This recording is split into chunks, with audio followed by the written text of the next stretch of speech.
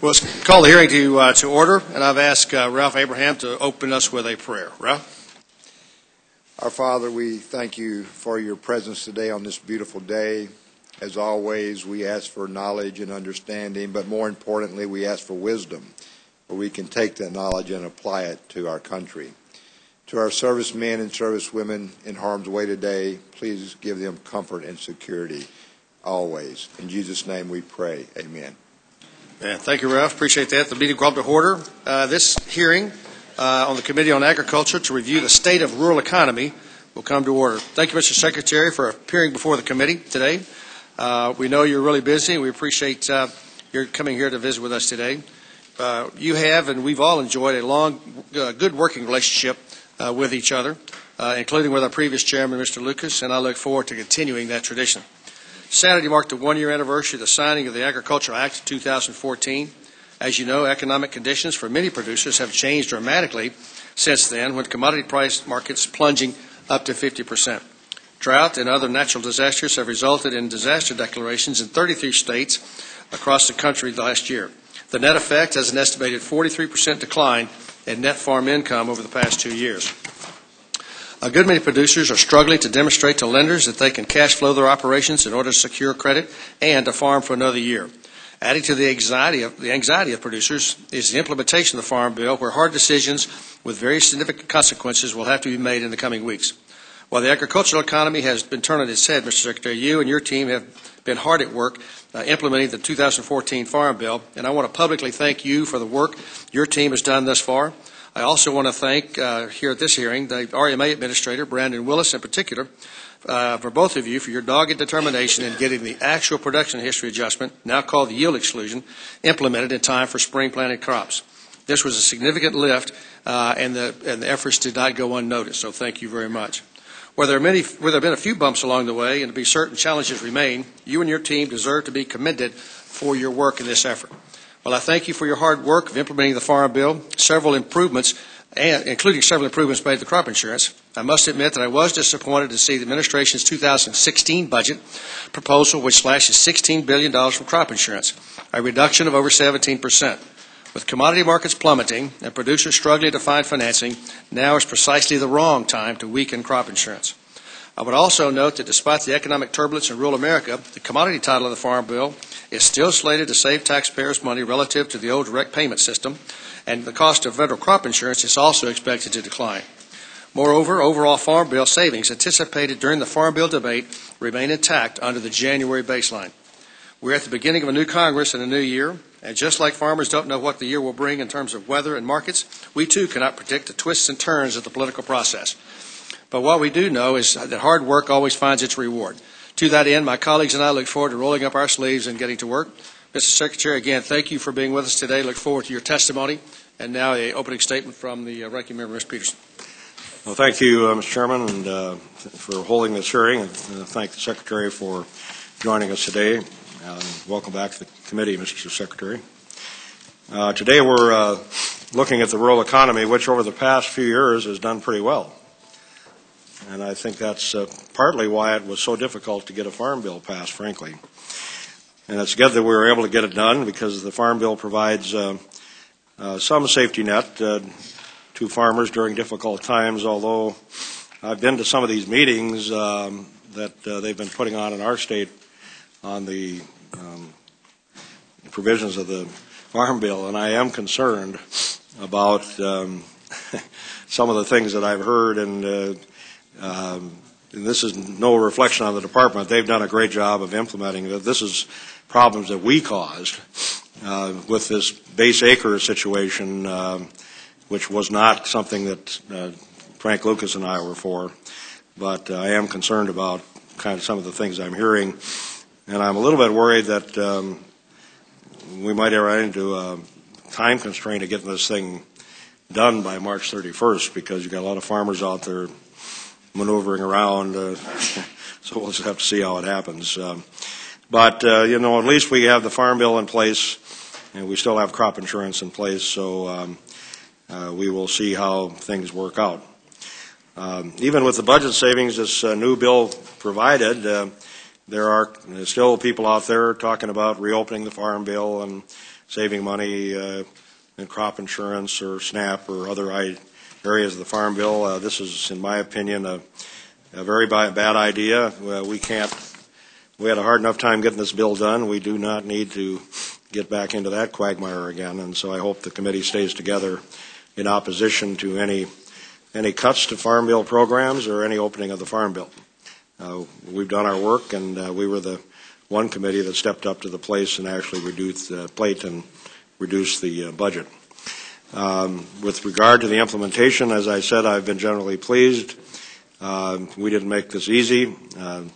And some of these programs, as I indicated, are more complicated than I would have liked, but it seems like, things are going along, and hopefully people will meet the deadlines of updating their bases and yields by the end of this month and making the decisions on which program to choose by the end of next month. So again, I'd thank the Chair for holding today's hearing. Look forward to hearing from the Secretary and hearing the discussion that ensues. Thank the ranking member. The Chair would request that other members submit their opening statements for the record so the witness may begin his testimony and to ensure there's ample time for questions. With that, I would like to welcome our witness to the table, the Honorable Tom Vilsack, Secretary, 30th Secretary, I think, of the Department of Agriculture here in Washington, D.C. Secretary Vilsack, please begin when you're ready, sir. Mr. Chairman, thank you very much, and to Representative Peterson and members of the committee, I appreciate the invitation that was extended by the Chair to address you today. Let me spend just a couple of minutes, if I might, giving more detail on the implementation of the Farm Bill so the committee is fully aware of the steps that have been taken over the last year. We've conducted over 4,600 events and interactions with producers to explain some of the complicated provisions of the Farm Bill. We're pleased with the activities of our very dedicated people at USDA. Over 546,000 payments have been made under the disaster assistance programs established by the Congress in the Farm Bill, resulting in close to $4.8 billion being provided primarily to livestock producers who suffered through some very difficult times as a result of drought and other issues. Excited about the opportunity to continue to promote credit to farmers. The microloan program limit has been increased as Congress directed to $50,000, and we're taking a look at how we might be able to help beginning farmers access new credit opportunities that were created by the Farm Bill. Supplemental crop insurance, the STAX programs have been established. Over $500 million has been provided in the Cotton Assistance Transition Program. The organic price election is in place. Changes have been made to NAP to expand opportunities for specialty crop producers. Over 23,000 producers did, in fact, sign up to participate in 2015 in the Dairy Margin Protection Program. Approximately 55% of that number decided to buy up coverage, and it may very well be at the end of this year that those who purchased buy-up coverage may be happy that they did. Mention has been made of the safety net, and indeed we are in the process of implementing the Agricultural Risk Coverage Program and the Price Loss Coverage Program. Over 500,000 farms have already reallocated their base acres, and over 208,000 farms, which represents roughly 9% of eligible farms, have already made the election of ARC or PLC. Obviously, this is an extremely important election. Our hope is that farmers who have made up their mind, who have looked at the numbers and made the determination what's best for each individual farm, will get to make that decision quickly so that we're not faced with a situation where everyone makes that decision at the last minute. We obviously want to be able to process all of this work in a timely way, so to the extent that people can be encouraged to do so early, that would be beneficial. The Research Foundation has been set up. Several meetings have been held. $200 million has been directed to an account, and we anticipate and expect that private foundation will begin making decisions about research projects sometime in 2015. Pleased with the response to the Regional Conservation Partnership Program. 115 projects were funded with $372 million. We anticipate another round of this Regional Conservation Partnership Program competition. At the end of the year, roughly $200 million will be made available at that time. Easement programs have been consolidated, and in the forestry title, the stewardship contracting has been extended. We worked with governors across the state in 35 states to identify millions of acres of forested land that provide an opportunity for us to focus our attention, and used a streamlined NEPA process to encourage more treatment and more resilience and restoration in our forests. We're working on the amendments to the 9003 Energy Program to expand that opportunity to include the bioeconomy. Local and regional food systems have benefited from the Farmer Market Promotion Program and the Local Foods Promotion Program established in the Farm Bill, and we are now in the process of reviewing over 40 applications we received from states to take advantage of the SNAP employment and training pilot, and we're very pleased with the interest that that program has generated. Mr. Chairman, I remain very bullish on the economy, the agricultural economy, and the rural economy. I think we are focused on an opportunity of not only expanding at a record level exports, a record expansion of local and regional food system market opportunities, the development of new ecosystem markets, and additional investment in conservation, and the expansion of the bioeconomy, where we're seeing manufacturing returning to the rural economy. We still have work to do, no question.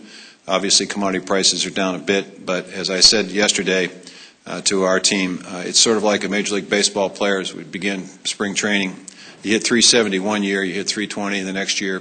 Maybe you're down a little bit, but you still had a pretty decent year.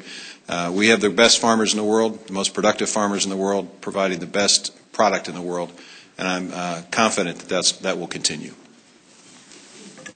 Well, thank you, Mr. Secretary. Again, thank you for being here today. The Chair would remind members that they will be recognized for questions in order of seniority for the members who were here at the start of the hearing. After that, members will be recognized in order of arrival, and I appreciate our members' understanding. And I recognize myself for 5 minutes. Mr. Secretary, again, thanks. Crop insurance, clearly the backbone of our safety net, and for several budgets in a row, the administration has proposed additional cuts on top of the money that was cut out in 2008, on top of the money that was cut out as a result of the SRA.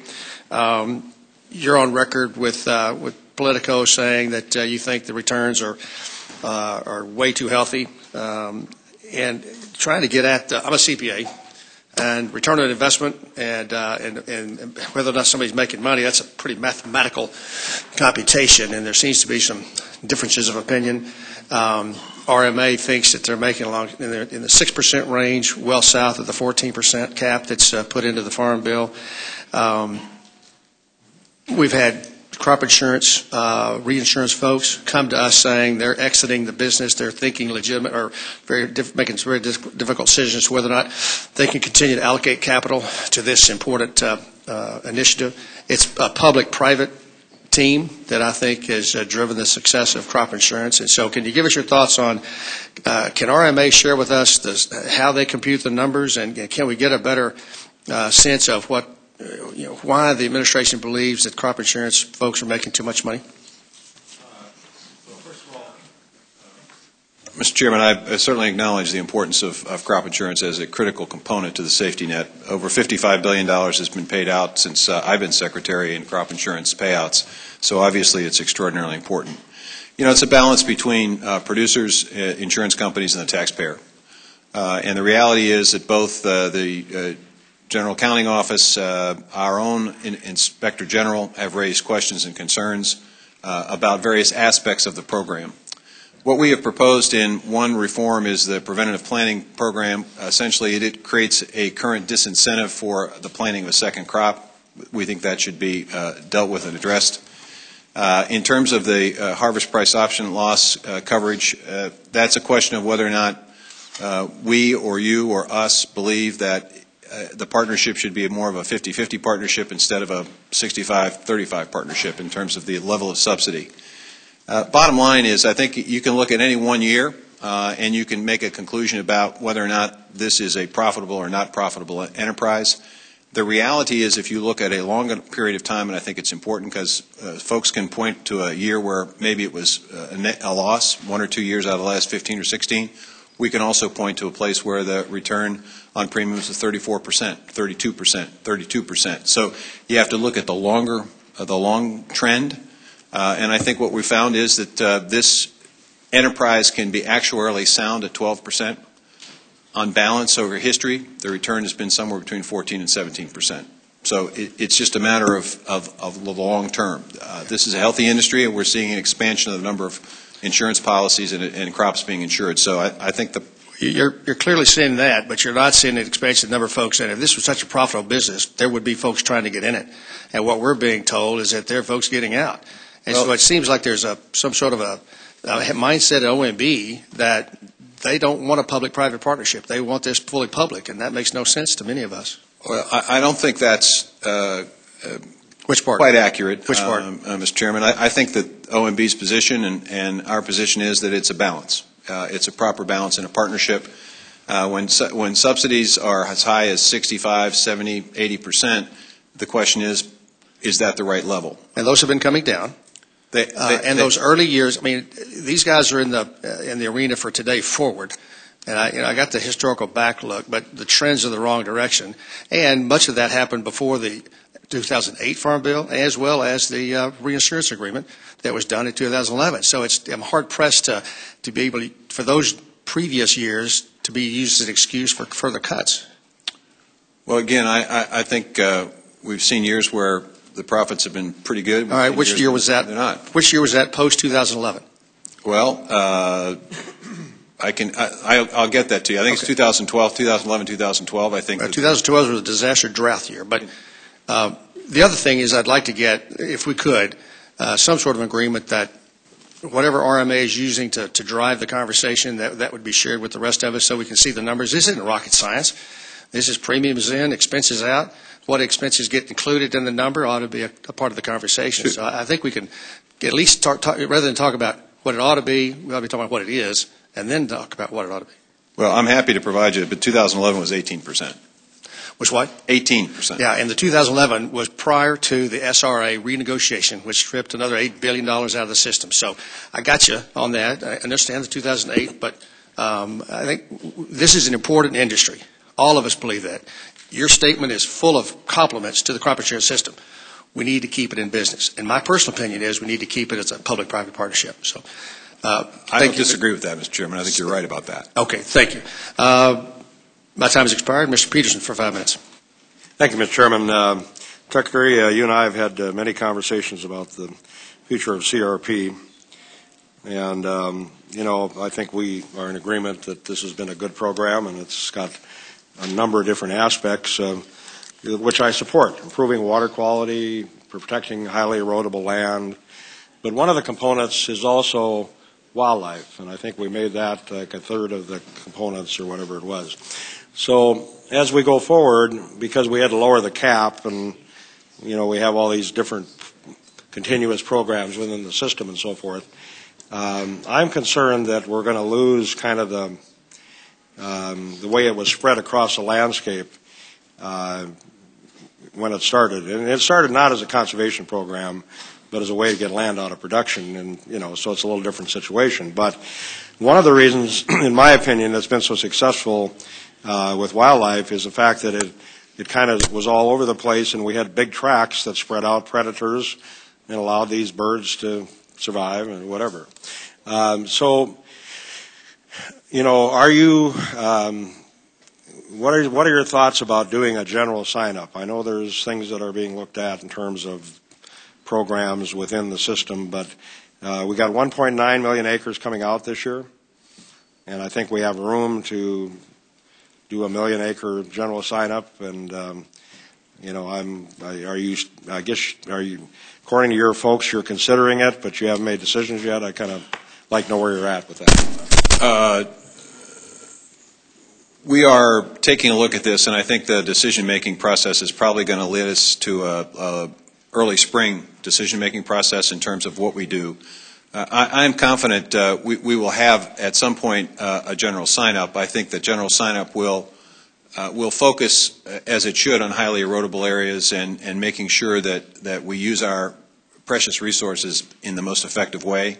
We obviously will continue some of the continuous programs that have been pretty popular, the SAFE program, for example, the programs that are focused on upland bird populations, that obviously will continue. And we're also looking at a way in which we could use CRP creatively to complement the regional conservation partnership efforts to the extent that folks are not able to qualify for the competitive resources in that program. There is a possibility of using CRP in a very creative way to enhance larger watershed and larger scale conservation efforts. So I don't think you're going to be disappointed, Congressman, in terms of our commitment to CRP. And are you kind of looking at using some of the grassland reserve to maybe take the place of some of this land that's going out? Have you looked at that? That's a possibility. It's also a possibility of taking a look at the new easement programs in an effort to try to encourage utilization of that. We've created greater flexibility in those programs to be able to adjust to the individual state requirements and needs. And I don't know what the answer to this is, but I understand we want to protect highly erodible land. But if you focus the whole program on that, what you're going to do, at least in my part of the world, is concentrate this in a very narrow area and exclude a whole bunch of other people. And, I'm not sure that's where we want to go long term. I think there should be some way to move this CRP into some of these areas where we have traditionally had CRP, but are going to be excluded because they don't meet the highly erodible. And in terms of wildlife, I'm concerned about that. I don't know what the answer is necessarily, but that's what I'm worried about. And you have people concentrating on these highly erodible areas, and you have the wildlife groups involved. And what you got happening is you got a lot of folks that are going out there and buying farms for wildlife and using these programs to fund it, which I guess is okay, but we want to have the ability for ordinary farmers to be involved in this too, and that are going to put this land into CRP and open it up for hunting. If this goes to only people that are buying things for wildlife, they're not going to let anybody on the land except their friends. So I'm just concerned about making this too restrictive. Well, I certainly hear you, and I would also say that you've raised an issue that's an even larger issue to converse about, which is the issue of land tenure and who's going to own the land and who's going to operate the land in the future. We're faced with the next 10 to 15 years of having a significant shift and transfer of land ownership based on the age of existing landowners, and it's something that we are I've just instructed our beginning farm and rancher advisory group to take a very concerted look at this issue. It's a serious one. Thank you. Thank you, Mr. Chairman. Yield back. Thank you, sir. Mr. Nagelbauer for 5 minutes. Thank you, Mr. Chairman, and Mr. Secretary. Thank you for being here this morning. First of all, I want to also thank you for your efforts to go ahead and resolve the production history issue that was very important to people in my district. Also want to associate myself with the remarks of the chairman. As you know, Mr. Secretary, when we did the Farm Bill, we moved a lot of the safety net to basically the risk management area. And so a lot of the safety net for farmers across the country today rely more on crop insurance than they did on the commodity programs. And so protecting those is extremely important. An issue that's come up, and maybe you can reflect on a little bit, over the past few weeks we've been hearing from some of the cotton producers and cotton marketing cooperatives that there's a large amount of uncertainty surrounding the payment status on any gains realized in the cotton loan program as it relates to payment limits. And while this issue affects individual producers, I think there's some concern that it will impact the marketing practices for cotton and the flow of cotton through the supply chain and the textile mills. And so I guess the issue is with the payment limits in place, some of the producers don't know exactly what their gains are, and in some certain circumstances they might have to pay those monies back. So how is the department working in a real-time basis to kind of keep producers up to date on what the status is?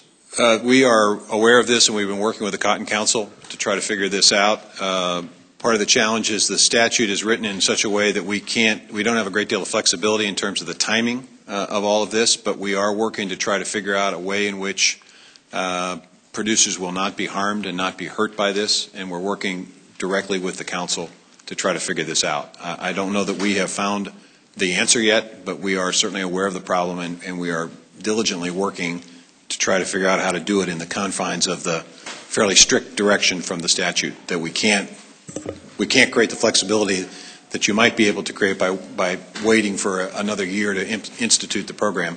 We don't think we have that flexibility, so we've got to figure something out. I appreciate that, and if you could keep the committee advised on on that process, I'd appreciate it. The other thing that I wanted to visit with you about, Ambassador Perlman came to sit down with some of the members of the House Ag Committee last week, and again talking about what's going on in the trade, and as you know, trade is extremely important to agriculture. And I think with the recent defeat in WTO with cotton with the Brazil case, I think we were forced to kind of basically redraft our farm program, particularly for cotton producers. And I think one of the concerns that a lot of the people in cotton have right now is, particularly with China, are they playing by the rules? Their policy is not very transparent. And they have a huge influence on the world price of cotton. And as you know, right now the price is down. Can you kind of expand on what the department's doing to help make sure that that our friends in China are playing by the rules? That's a big challenge, Congressman. I would say that we're heartened by the announcement today from the U.S. Trade Representative's office that beginning the process within the WTO to raise questions about the export subsidies that China is engaged in. And agriculture is one of the industries that was identified as being part of that effort. And certainly it's fairly clear that they have been not necessarily playing by the rules in a number of areas. We've also urged them in terms of their reserves, their cotton reserves, to have much greater transparency in terms of what they have and where they have it and what they're going to do with it. Because that obviously does indeed impact and create instability in the market, which we don't need. This is an issue that's raised in every meeting that we have with the Chinese, along with several other issues that we have with them. I would say that we've also, in the last meeting I've had, we suggested that there needed to be a strategic dialogue with China, a much more in-depth dialogue and conversation about a variety of issues, from biotech to regulatory processes to subsidies to the way in which they control markets. And they have agreed to this strategic dialogue. We will be submitting to them a proposed agenda, and the hope would be that that dialogue will begin this spring. They are our number one customer, and so it's obviously we have to be sensitive to that. But at the same time, we want a science-based and rules-based system, because if everyone plays fair, we'll do just fine in that system. If we're at a disadvantage, obviously that's a problem. So I think we're calling them out, and we should. Thank you, Mr. Secretary. Jim's time expired. Mr. Scott for 5 minutes. Thank you, Mr. Chairman. Thank you, Mr. Chairman. Welcome, Mr. Secretary. Mr. Secretary, the federal government has had a drastic, very dangerous decline in their federal purchases of peanut butter. This is very devastating to our peanut producers and farmers, and all throughout our retail industry. This is going on while peanut butter is perhaps one of the most nutrient protein foods that you can eat. It helps fight our children's obesity, and it helps with our nutrition and food program. Yet, just listen to this fact, Mr. Chairman. 20 years ago, in 1995, the federal government was purchasing 80 million pounds of peanut butter. 20 years later, just last year in 2014, it's just below 30 million pounds. That is almost 150% loss. I mean, that's devastating to any industry. But can you imagine what that is to the peanut industry? And we've got to find out a reason for that.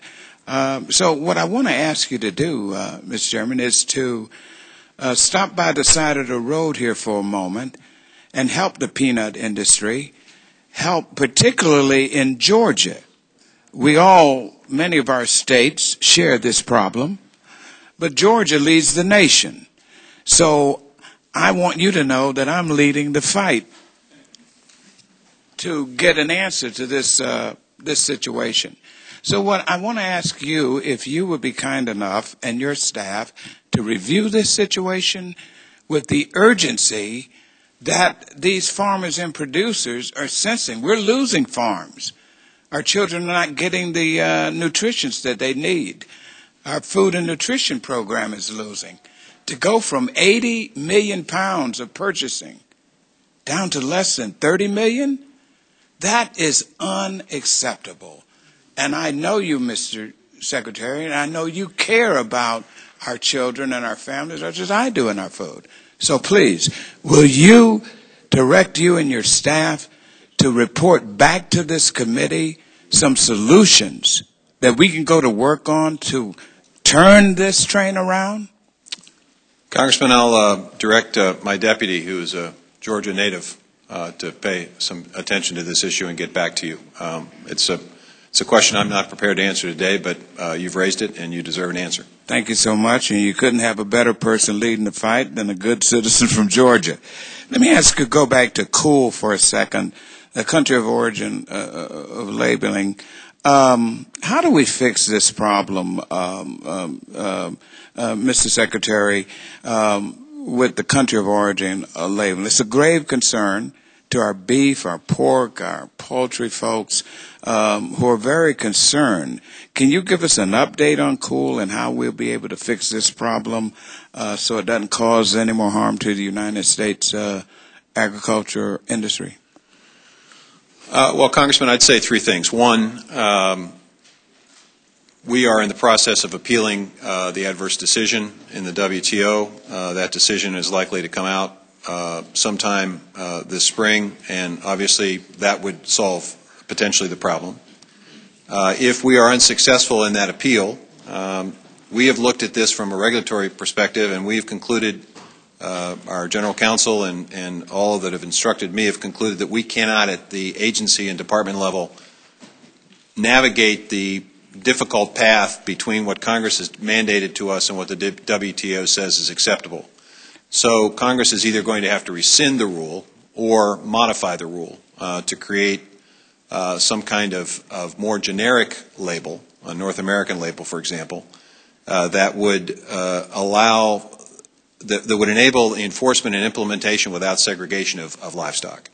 Okay. The last thing I would say is that I think our Canadian friends, with due respect, overstate the challenge and the issue that it's created for them in terms of the damages they sustain. There's a recent report by the National Farmers Union that suggests that they have not been damaged anywhere near as much as they claim. All right, Mr. Secretary, thank you. I got just a few seconds. Could you give us an update on the proposed rule that could very well allow South American beef entering into this country?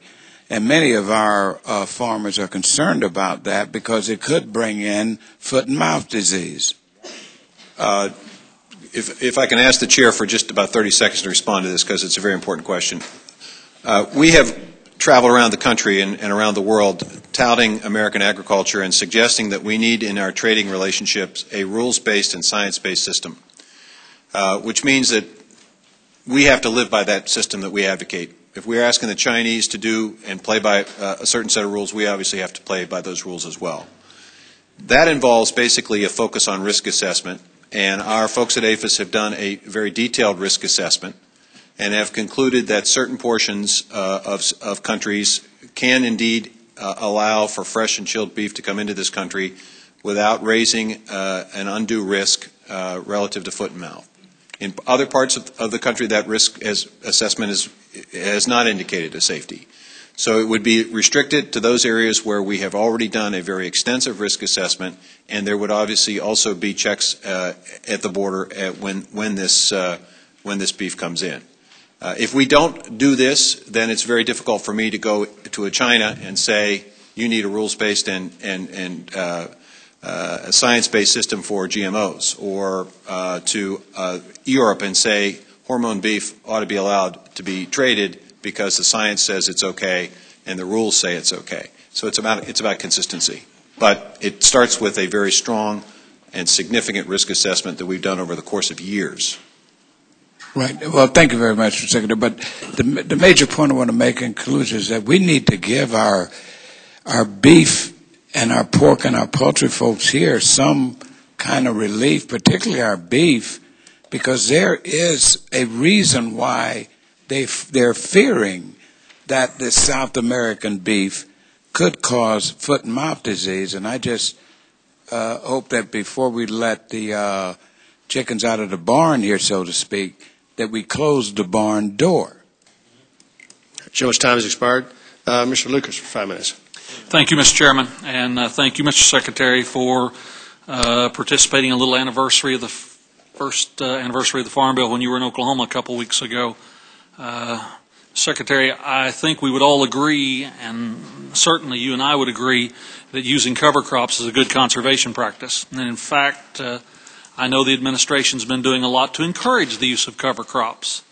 You can imagine my surprise when I hear from my producers that perhaps FSA may not be counting cover crops as eligible for ARC or PLC on generic base. Can you help us make sure that we don't punish producers who are trying to adopt sound conservation practices like planting cover crops? I'm used to referring to you as Mr. Chairman, so I may slip, Mr. Chairman, if No, that title goes with you no matter where you are. It goes both sides of you. So. Absolutely. No offense taken. Congressman, look, we are indeed a strong proponent of cover crops, and we've seen a 350% increase in the amount of cover crop activity in the last several years, which is a good thing. And we recognize that cover crops are part of the stewardship ethic that farmers and ranchers have. The problem is that we're not certain that there is the kind of flexibility that we would need to have in terms of the definition under ARC and PLC to be able to cover this. It's an interpretation of the statute. So the question is whether or not we can work together to see whether or not there's a change or a modification, or if there's additional information you want to supply to us that would suggest that our interpretation of the statute is not correct. I would just note, Mr. Secretary, the concept, the practice is a solid conservation practice. The department's encouraged it. Whatever we can do to work together to help make sure this continues forward would be, I think, in the best interest of the environment and the soil out there. That said, while you were in Oklahoma, I think some peanut producers expressed their concerns, not just in Oklahoma, but in a number of adjoining states, of their issues where they contracted with a company, their peanut crop, that's now gone through bankruptcy. Can you assure us that you're doing everything in your power to protect those producers and to ensure that they're able to stay in their marketing loan, which is a really important issue with them? And I know this is sort of a unique circumstance. We've not gone through this process before, but can you shed a little light on that, Mr. Secretary? Congressman, indeed, there were a number of producers that did business with this entity that's now filed bankruptcy. We are working with the lawyers of the new licensee or the new owner of the facility in an effort to try to navigate the tricky bankruptcy laws to ensure we do everything we possibly can to protect producers. I'm hopeful that we can get something worked out, but I don't want to over-represent where we are in this process, but we are involved in the discussions. We're trying to get to a place where producers can be protected, those contracts can be honored, and it doesn't cause significant financial harm to those producers. But it does depend a great deal on the new owner or licensee. Thank you, Mr. Secretary. And I would simply note to my colleagues on the committee that farm bills are written not for the good times but the bad times. And when we started this process, Mr. Chairman, some years ago, corn, wheat, things were in an amazingly different set of circumstances. And now we're in potentially some challenging times. But that's what the Farm Bill is for, and that's the effort that we put into it. And how we implement all that is critically important to our constituents, our neighbors' ability to survive. I would just simply once again thank the Secretary for his help through that long and daunting process, and the patience of everyone from our present chairman on down. And by the way, I've gotten to the point where I kind of like the phrase Chairman Conaway. Well, thank you, Chairman. I appreciate that very much. And the gentleman yields back. Mr. Costa for 5 minutes. Thank you very much, Mr. Chairman and Ranking Member, for holding this timely hearing, and Mr. Secretary for your good efforts in implementing the Farm Bill on the first-year anniversary. I've got a number of questions. I want to go quickly. A number of them relate to California specific. You came out almost about a year ago this month with myself and the President and firsthand looked at the impacts of this devastating drought that now is in its fourth year that is having catastrophic impacts. I'd like to get a sense from you as to what the USDA is doing for farmers in the San Joaquin Valley who are suffering because of a lack of a reliable water supply. 600,000 acres out of 6 million acres in California has been fallowed last year. Could you please quickly talk about any mitigation efforts? Obviously, additional livestock disaster assistance, $109 million. Additional EQIP resources have been provided. Additional emergency community water resources have been provided. Emergency water grants totaling roughly $40 to $50 million. That is in the process of being distributed and provided to producers to look at irrigation systems. There's also additional research that's taking place, not just in California, but around the country through the Conservation Innovation Grant to see how we might be able to deal with the consequences of drought. Well, I'd like to talk with you about this at greater length. Let me move on. This is more West Coast oriented.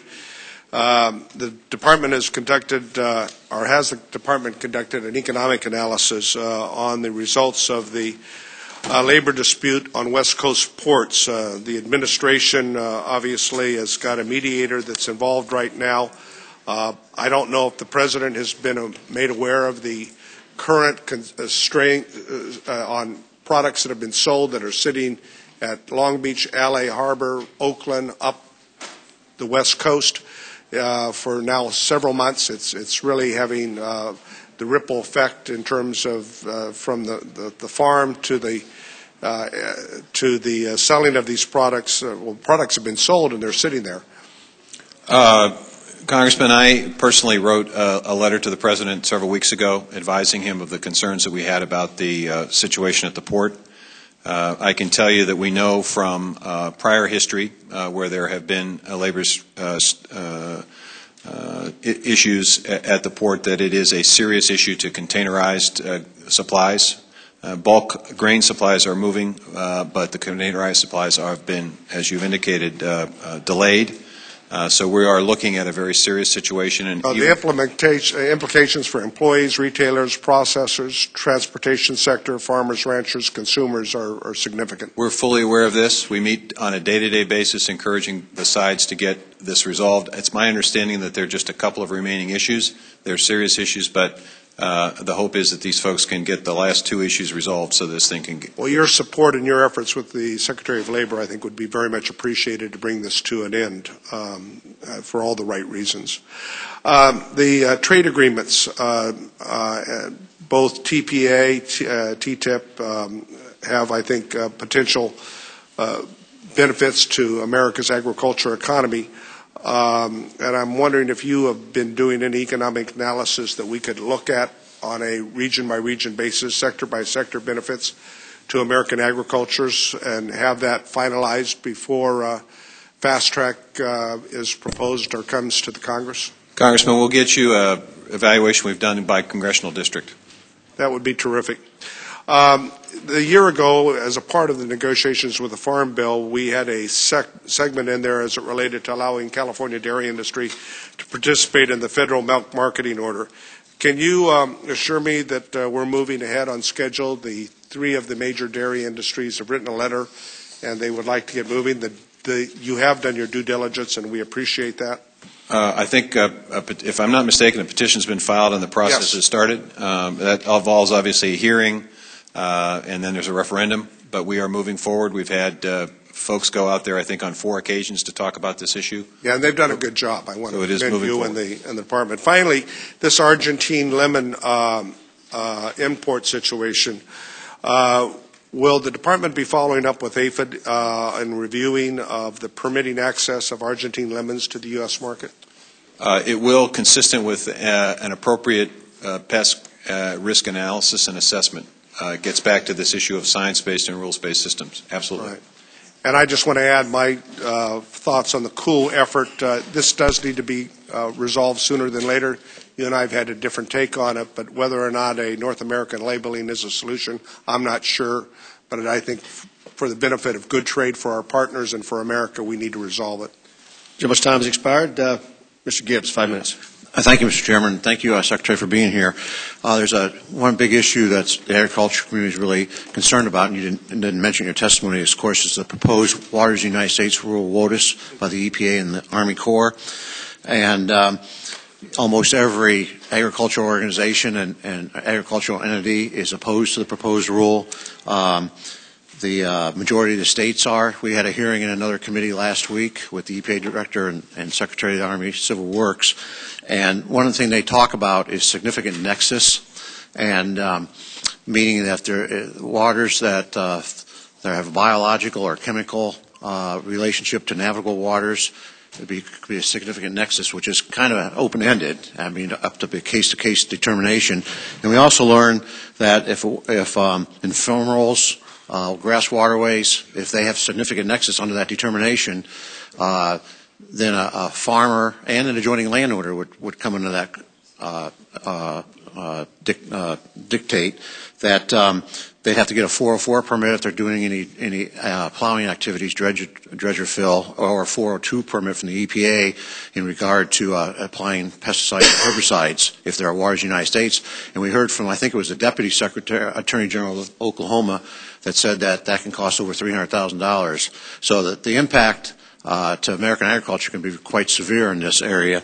And, you know, what has the USDA done to advocate for farmers on this? Did you make comments on the comment period that's been ongoing? You know, what's USDA's role been to address the agricultural community's issues? Congressman, we have indeed discussed this issue with the administrator and with EPA officials. The ephemeral issue is one that we've specifically commented on.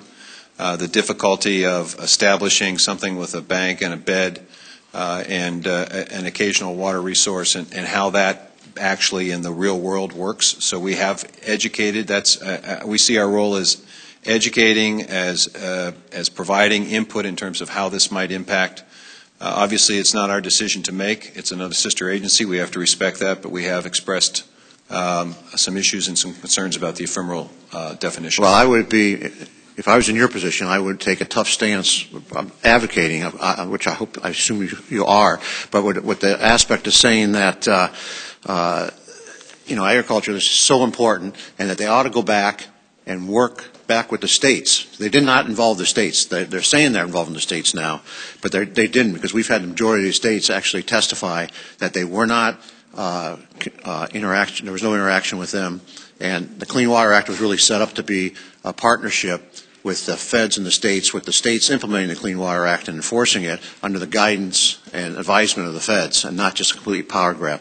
The other issue I want to mention, and Mr. Costa mentioned a little bit, concern about the work slowdown on the West Coast ports, and especially when we're looking at the trade agreements and the possibility, as this continues or even gets worse, of losing market share, because our foreign customers are going to look for other options if they don't think we're a reliable customer. And so I know you mentioned comment that you have, you know, in the administration tried to work on this. If it comes to a complete lockout or strike, would the USDA, would you advocate to the President to invoke Taft-Hartley Act?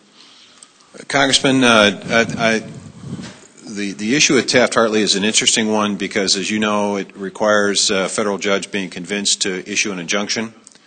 30 years ago, that was a relatively simple process. Recent port difficulties and recent requests for Taft-Hartley have indicated a much higher bar from an evidentiary standpoint to inject that. I think, frankly, the preferred option, obviously, is for the parties to get this resolved. And it's my understanding that, as I said earlier, there are just a couple of issues. And if there are only a couple of issues left, I think the couple of issues are pretty significant. They are significant. I'm not suggesting they're not. But you know what? As you all have outlined, the impact of this is quite significant. And when you take a look at how this could ripple throughout not just agriculture, but a variety of other parts of our economy at a time when we're seeing the economy begin to pick up. It seems to me that the parties ought to be doing everything they possibly can. I guess I would just, advocate that the administration needs to use all the resources they can to make sure that the slowdown ends and it doesn't get worse, because the ripple impact, even in my state to Ohio, is significant. I can tell you that we've reached out to both parties encouraging them to get this done, and we have literally daily meetings on this. Thank you. Gentleman's time expired. Ms. Delbini for 5 minutes. Thank you, Mr. Chair. Thank you, Mr. Secretary, for being with us today, and I want to thank you and your staff for all the work you're doing to quickly implement the Farm Bill. And I'd also like to extend an invitation for you to come out and visit Washington's 1st Congressional District and see some of the great work happening with our farmers and agriculture there. I sent you a more formal invitation, but I hope you'll be able to find the time to come out. Plus, we're getting, starting to get to the time of year where weather gets better and it'll be pretty beautiful out there. I have very high hopes for the new SNAP employment and training programs that are out there, the pilots that are out there.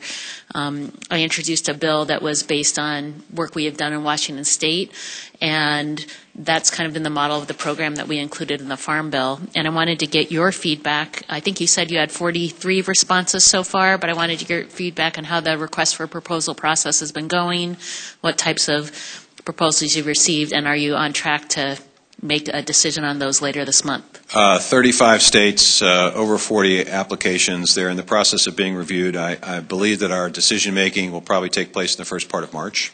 Okay. The projects range everywhere from demand job opportunities to some of these folks are obviously very difficult in terms of their circumstances, their barriers to employment, so there'll be a concerted effort in some of these projects to remove those barriers and to provide the help and assistance that folks need to get to work. Some are focused on potentially apprenticeships that could potentially lead to gainful employment. So there is a broad array of options. You're correct, Washington is a model for the rest of the country. And our hope is that through these 10 projects that we create best practices model, if you will, or manual that other states can follow. We also hope that the conversation allows states that are currently receiving over $300 million to utilize those resources fully and more efficiently. Many states do not take full advantage of the 50-50 money on employment and training, which is unfortunate, and many states may not be using those resources as efficiently and as effectively as they can. So our hope is we've put a lot of time and effort into this, and I am personally involved in this in terms of overseeing that it moves forward. Well, thank you. Look forward to hearing the results in March. On trade, in your testimony, you highlighted the importance of trade to agriculture, definitely in our region, and making sure we open new markets.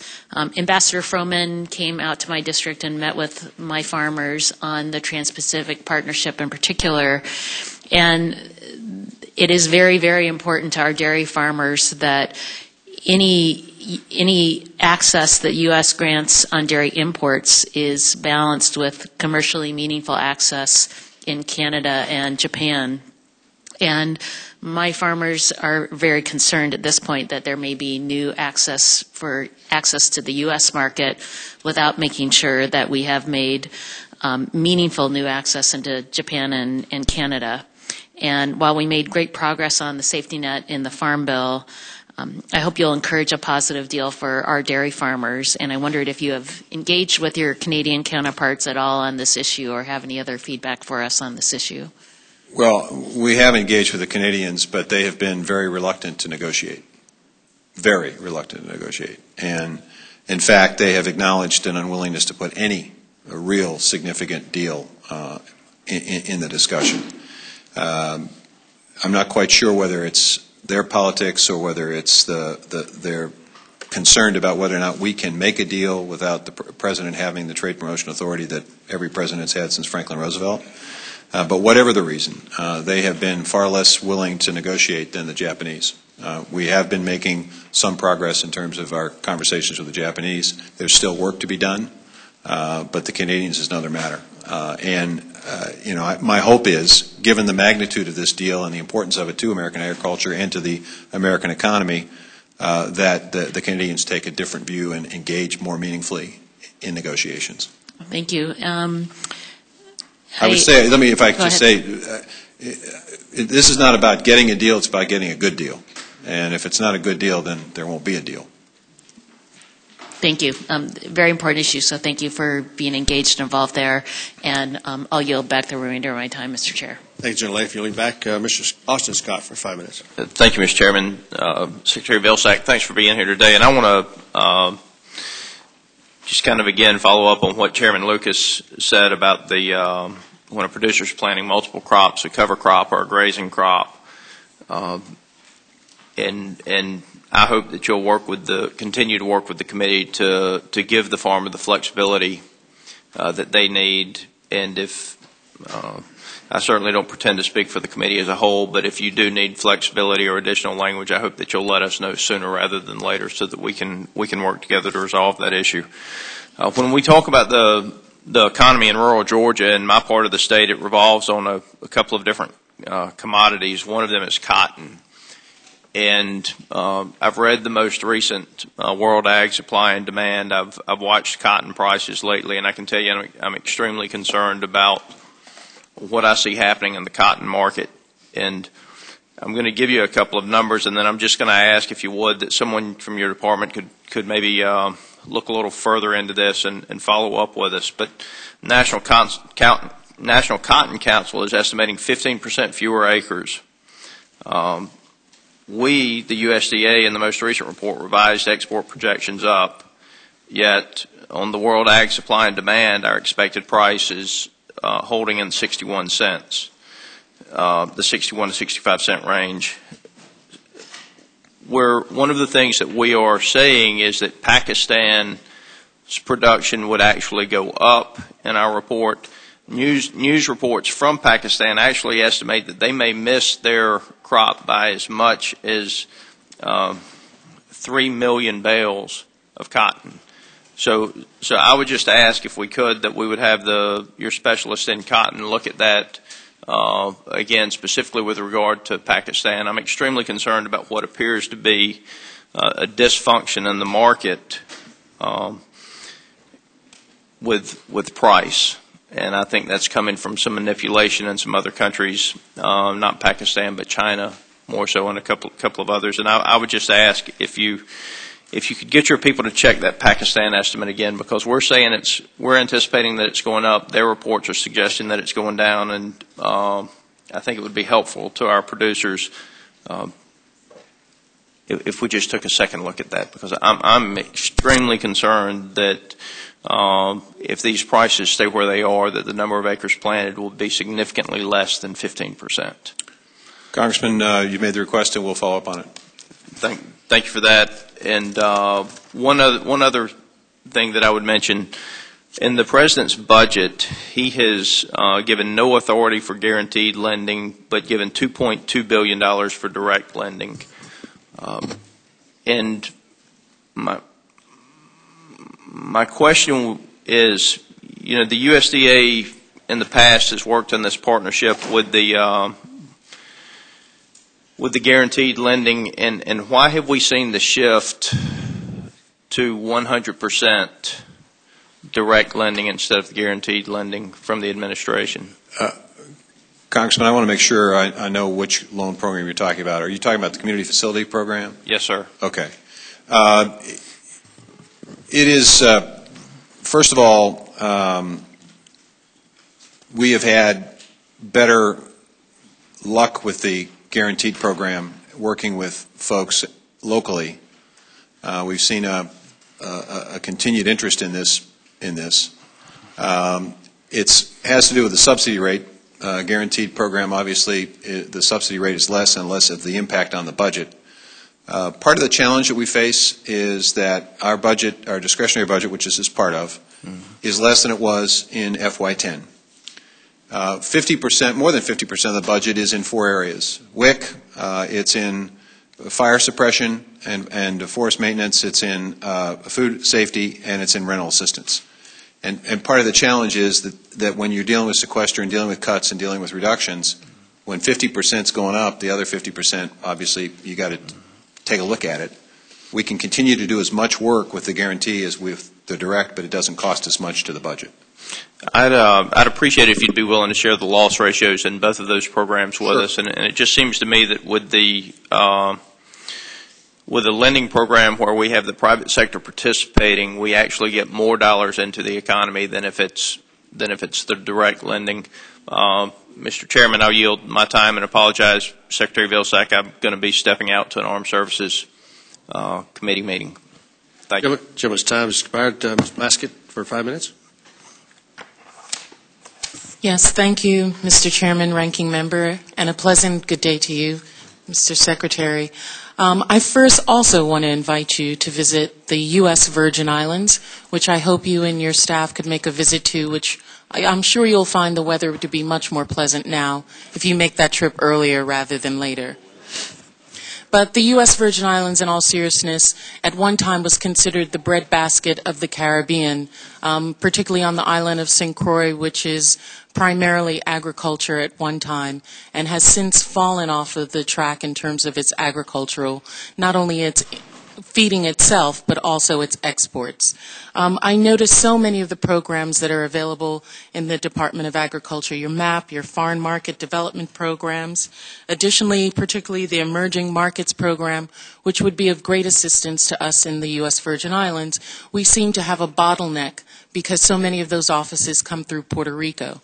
And I wanted you to speak on the availability of this funding to those areas that your agency has identified as being remote, small, and impoverished as well. We have over the entire island a third of the children in the U.S. Virgin Islands living in poverty. So I wanted to know if you could talk about the effectiveness of these programs on growing new markets in terms of agriculture and how the Virgin Islands could benefit from that. Congressman, the programs you mentioned are primarily export promotion programs that work with commodity groups and organizations that are involved in exports.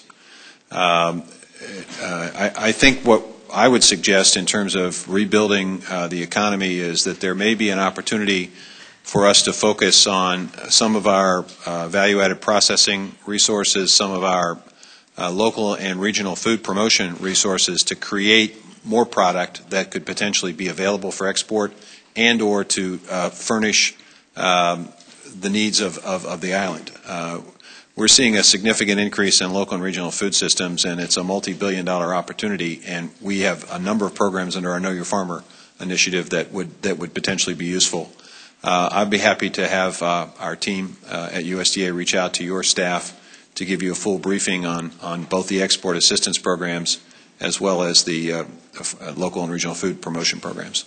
Additionally, with respect to that, if you would also talk about the rural development, we are in fact, as your statement talks about, very small, remote, and a poor place. We know that your water and environmental programs were available to 40 states as well as the Commonwealth of Puerto Rico received the benefit from those programs. We, in fact, have infrastructure as well as housing and community facilities issues, which are at an extreme rate.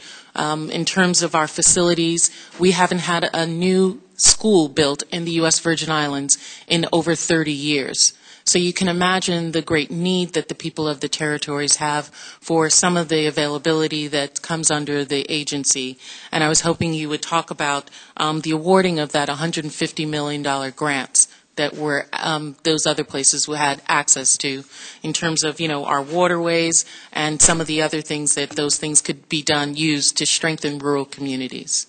Well, the $150 million was a allocation from the Farm Bill, but we have a series of infrastructure projects under rural development, electric, water, community facilities, and broadband, and all of those would potentially be available for utilization in the Virgin Islands. In fact, I think we have been having conversations with folks down there about some of the high cost of electricity and power, and whether or not either the REAP program or our General Electric program could provide help and assistance to create more reliance on renewables and less reliance on high-cost energy sources.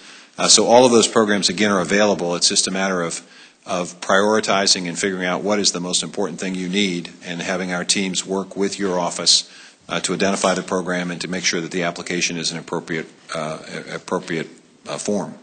Well, our office, my office, wants to work very vigilant with you on alleviating any bottlenecks or any problems we may have in those applications. You know, with our cost of electricity at potentially in some instances 49 cents per kilowatts, when here on the mainland it's about 11 to 14 cents. That's cataclysmic to families as well as businesses there. It may be helpful for one member of your staff to attend a function we're holding on March 23rd down at the department, where we're going to outline some of our programs to a group of folks who are interested in knowing more detail about them. So we'll get an invitation out to your staff to. Thank you very much.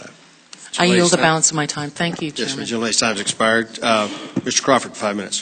Thank you, Mr. Chairman. Mr. Secretary, a couple of quick questions. But first I want to thank you on behalf of Arkansas rice farmers. And we had a little bit of a snafu with due to a price reporting issue that would have delayed payments, PLC and ARC payments, specifically to rice farmers. And you and your staff have been very diligent in helping us rectify that problem. So on behalf of Arkansas rice farmers, thank you for that. I appreciate it. Got an issue with safety net sign-up deadline. I know you and your team have been working on the Farm Bill implementation, and I certainly appreciate that. What I'm hearing at home from my farmers is that there's still an awful lot to learn about it, and they're working with the decision aids and evaluating their options. Do you expect that there's going to be adequate FSA resources at local offices to handle what I would assume would be a rush of farmers here in the latter part of the sign-up window? That's why we're encouraging folks who've made a decision, Congressman, to let us know now, as over 200,000 producers have. And obviously, if they decide now and a week or two from now they decide they wanted to change, they can do that. So we're encouraging folks to, as they make decisions, to basically implement those decisions. We're obviously going to do what we have to do to make sure that we meet the demand, but it would be a lot easier for us if this was spread out over a period of time than everybody waiting until the last minute. Is there a protocol possibly in place for a situation that might arise where the appointment slots are unavailable due to just the volume? Is there a possible protocol to address that issue? Well, we have in the past in situations like this created a process. At this point, it really is an issue of folks going online, taking a look at the models and making a decision, and it really is not quite as detailed as perhaps making an appointment to sign up for disaster assistance. Is a little bit different than that. Mm-hmm. So I'm not sure that we necessarily need a specific protocol. We've already done 4,600 meetings, so we're obviously getting out there, and hundreds of thousands of hits on the model. So this is about folks getting online, doing the calculation, coming to a conclusion, and just simply letting us know. Okay. Last question here, and I know I'm going to sound like a broken record, particularly my colleagues here, and I'm hoping this is the last time I'll have to ask this question, but we had this hearing last year, and I asked this question at the same time last year. When would USDA issue a final rule implementing the catfish inspection program? And you told me then that it would be ready to go by December of 2014, and we still haven't got that. December's come and gone, and haven't seen the progress we need. This was authorized 7 years ago. Can you give me a date specific when we can actually expect a final rule on the catfish inspection? Well, I am very, very hopeful that you'll see something in April of this year. Okay. All right. Appreciate you being here and look forward to working with you. Yield back. Jim yields back. Mr. Lujan Grissom, 5 minutes. Thank you, Mr. Chairman, and thank you, Secretary Vilsack. I get to be one of the members that says thank you for coming to New Mexico and meeting with me and our farmers and ranchers, and thank you very much for increasing the staff of USDA and in New Mexico and in the region. I think that that's going to facilitate many of the programs and heighten the success of the rural economic development investments that you've made in New Mexico, and I appreciate all those. And But I want to focus today really on the SNAP program in the state. As you know, New Mexico still ranks last. We're the worst for child hunger. We're third in the nation for adult hunger. We have one of the worst economies in the country, if not the worst. Our unemployment is much higher than the national average. And basically, in fact, in most of the rural New Mexico, there are no job opportunities except for oil and gas. And actually, that's beginning now to diminish, and the state's really suffering. So as a result, we have many able-bodied adults without dependents that are looking for work but remain unemployed because, quite frankly, there's just no jobs in the state. I'm very concerned that the state did not seek a federal waiver of the SNAP work rules despite the economic situation in the state. And in addition, the state's developed a 2015 employment and training program, which USDA has approved, that, as we all know, requires additional participants to sign up online for job searches, to appear in local benefit offices, and in many cases do community service. And while I think that these are all productive requirements in circumstances where they're available, many New Mexicans cannot meet these requirements because they don't have access to technology and they frequently lack access to child care and transportation. So instead of helping New Mexicans find jobs or access job training opportunities, I'm afraid that the unworkable E&T plan will in fact result in more needy families getting kicked off SNAP. While the 2015 E&T plan was put on hold due to court action, I expect the state to resume the program's implementation later this year. Can you talk to me a little bit about what kind of oversight you conduct when evaluating and approving state E&T programs, and maybe in light of the fact that New Mexico's got such a terrible economic situation and the hunger rates are so high, would that oversight be enhanced in some way? Well, I think we're going to learn something from the pilots that we're trying to fund through the Farm Bill pilot program. I'm not sure if New Mexico applied, if they're one of the 35 states that did. If they didn't, they should have, given the outline of the circumstances that you've addressed. We are spending more time taking a look at this issue because of the fact that so little of the 50-50 money is actually spent by states. And the money that is spent, the $90 million that's 100% federal money, I've raised questions about whether or not it's as efficiently, as effectively as spent as it should. I can tell you that our teams have gone out and actually visited workforce development centers. They've visited human resource departments. They have visited states throughout the country to identify who's doing well and who's not doing very well. And I'm happy to have our team take a specific look at New Mexico if they haven't already taken a look at that. So there has been heightened oversight, and we are very focused on trying to make sure that these dollars are used wisely and effectively. Mr. Secretary, I would really welcome more attention to New Mexico. And, given my opening remarks, I think that you've done an outstanding job investing in the state and really taking a look. I think we don't want to see any of these pilots or these initiatives cause more hunger in the state. And I would really encourage you not just to look at the operations of the state, but really the impact on the beneficiaries. And in fact, New Mexico does have some of USDA money that would help with the reimbursements for participants to pay for transportation and child care costs in the E&T program. But the problem is they can't front those costs. So getting a reimbursement when you're at or below the poverty line isn't helpful. And also, the state only requested funding for about 900 people, but we've got tens of thousands of individuals who are affected and on SNAP and now required to do either the E&T or the work requirements. So I'm very concerned we're not seeing the kind of movement to move away from the really tragic hunger problems we have in New Mexico. So I appreciate that offer. I know I'm out of time, and anything else that we can do to support you to do that oversight, you can count on my office. Mr. Chairman, thank you. I yield back. The lady yields back. Dr. Vilsack, 5 minutes. Thank you, Mr. Chairman. Thank you for being here today, Secretary Vilsack.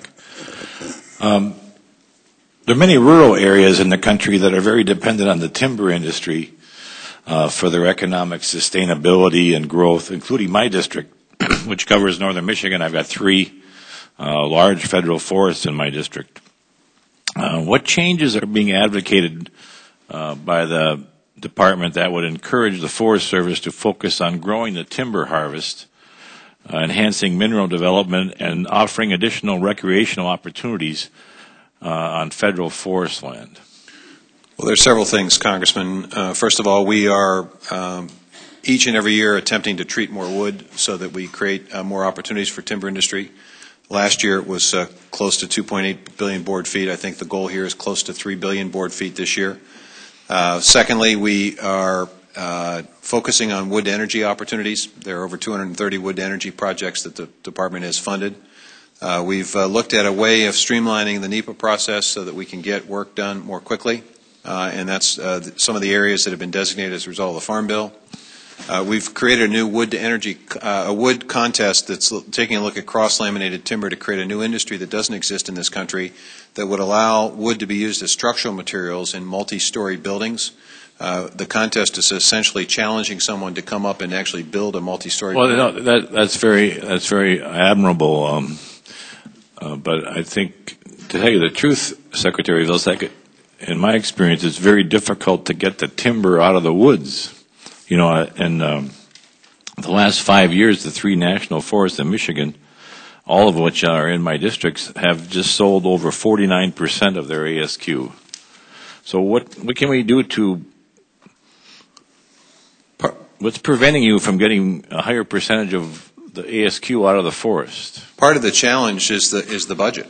And the reason it's a challenge is because 40% of our budget is spent on fire suppression. That's up 15 years ago, it was about 15%.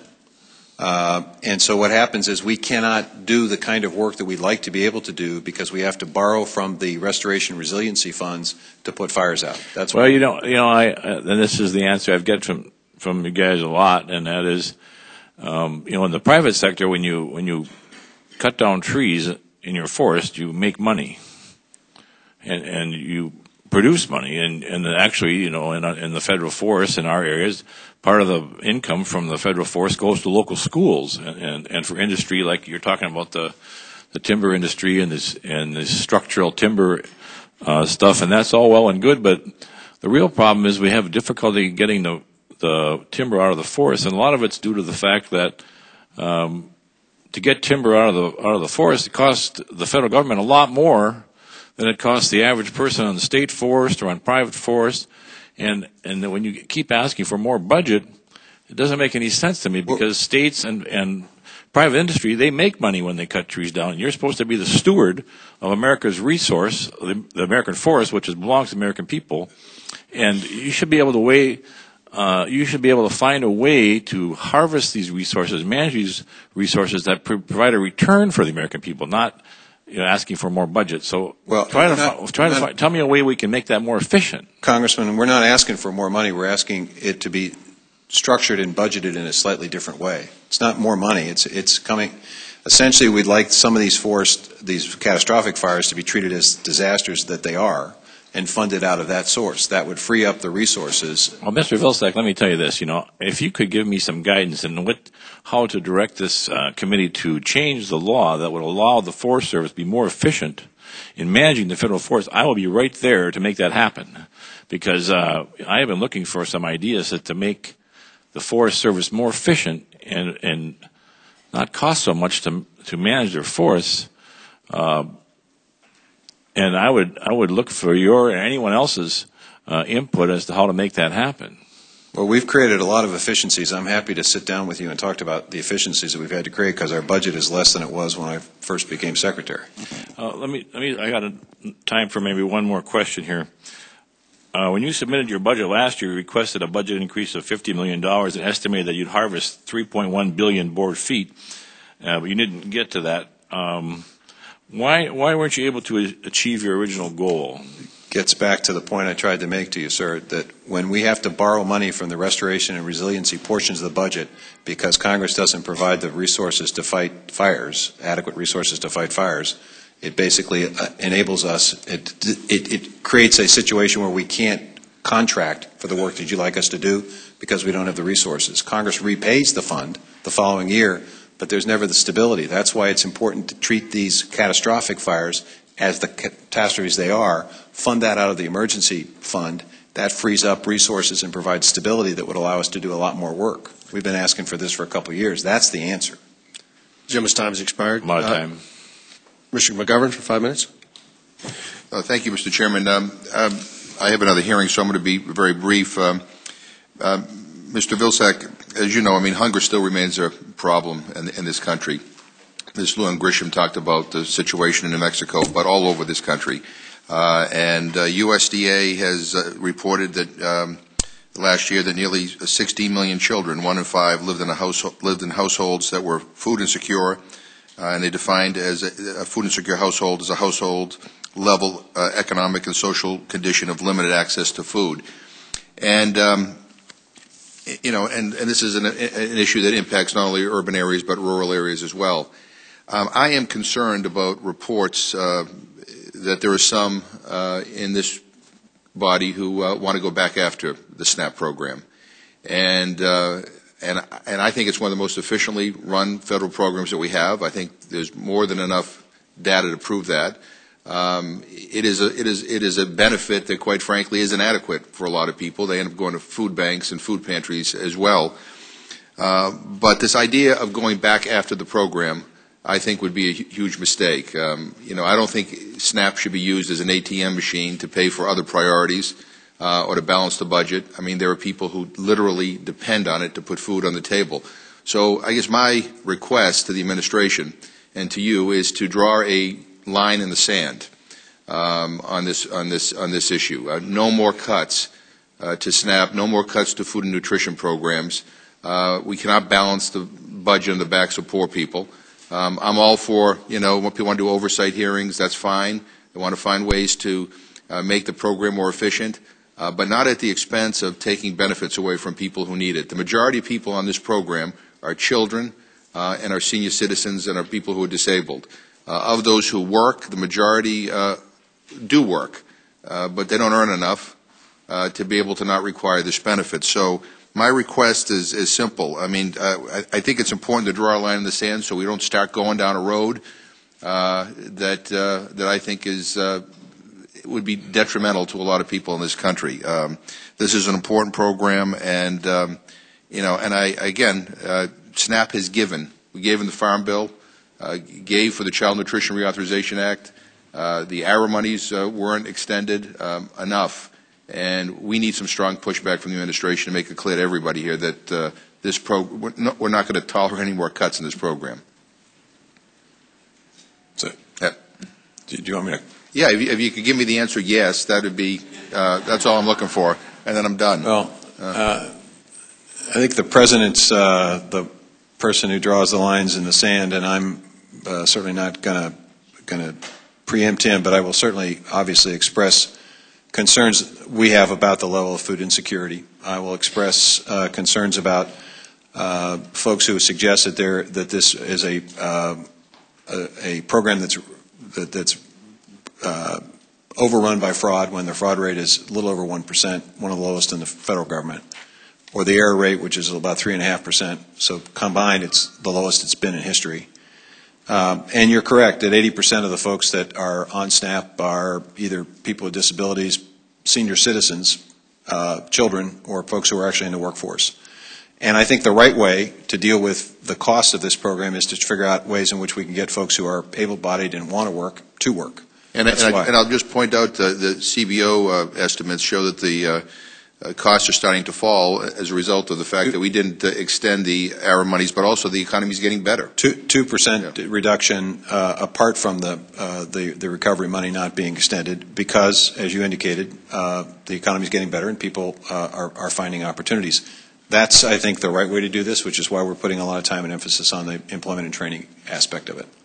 Well, I appreciate it. Again, I think the strongest possible signal should be sent from the administration that enough is enough, and I appreciate all your work and your service and the people who work with you over at USDA. They do a great job and they're always responsive, and so we're very grateful. So thank you. I yield back. Jim yields back. My apologies, Mr. Ashford. You should have gone ahead of Mr. McGovern. Mr. Yoho for 5 minutes. Thank you, Mr. Chairman. Secretary Vilsack, thank you for being here, and I want to commend you on implementing so much of the farm program so fast, especially the emphasis put on citrus. I come from Florida, and you know, is Florida's #1 citrus producer in the country, but you also realize that we've got 90% of our trees are affected by citrus screening, and it's a devastating situation. And you know, Florida without oranges would be like, for us old enough to remember, Sears without Roebuck. You know, they kind of go hand in hand, and it's important that we work that. And I commend you and what the University of Florida and IFAS, the Institute of Food and Agricultural Science, is doing in that area. It's estimated in our area that the citrus industry is a $1.3 billion in lost revenue just from citrus screening, and it has roughly put 6,500 people out of work. One of my questions to you is, I've heard from growers in Florida that the antimicrobials and bactericides seem to be key in developing a cure for this. How does the USDA plan to work with the CDC, the FDA, EPA to ensure these treatments are approved in a timely manner, and if we can focus on fast tracking? Because if we lose those groves, they're going to go into condominiums, they're going to go into something else, and I'd prefer to keep them into ag. Congressman, I certainly understand this challenge that citrus screening represents to your state. It's a $9 billion industry and 76,000 jobs impacted and affected. We'll do everything we can to make sure that whatever the treatments are or whatever the solutions are get into the marketplace as quickly as we can. As you know, we announced yesterday $30 million of assistance divided among a variety of different avenues. We've had an entity that involves state and local folks working with us to try to prioritize where we should spend this money. So when we come up with a solution, I guarantee you we'll do everything we possibly can to get it implemented as quickly as we can. Okay. And then I agree with Mr. Scott on a couple things. We're going to have to work together, Mr. Scott, on to revisit peanuts, especially peanut butter, and look at ways to increase the consumption here domestically. And if you look at the nutrient contents of that, it's a high protein, high energy source, and it can solve a lot of the problems we have here. In addition, when we look at other countries and foreign aid, I hope that we put a lot of emphasis on the assistance to other nations instead of money. We look at ways of giving trade, not aid, and the trade, the aid in good, healthy nutritional sources, and that would help solve a problem here with our oversupply of domestic peanuts. So if you would, work on that with the trade people, I know a lot of people would really appreciate that. And going again back to what Mr. Scott said about foot and mouth disease in our beef imports from South America, Brazil, and northern Argentina, you said our policy should be based on science. And it's what our policy should be based on. And, we sent a letter to Mr. Shea in charge of APHIS requesting transparency on the studies, because if you look at what they have done over there as far as the study with APHIS, what they've come out with is it's not requirement for the written reporting or documentation of the visits by the APHIS personnel. So we don't know really when they got there, when they inspected the plants. And since that region is still actively vaccinating for foot and mouth disease and looking at the rules, Title IX of the Code of Federal Regulations, they can't be deemed free foot and mouth disease. That economic impact on our country if foot and mouth disease came to America would be devastating to our livestock industry. Of reports I've heard is $50 to $100 billion, and it would kill our export market. So I implore you to really stand strong on that. And if it's based on science, we could use that same argument on BSE in our cattle.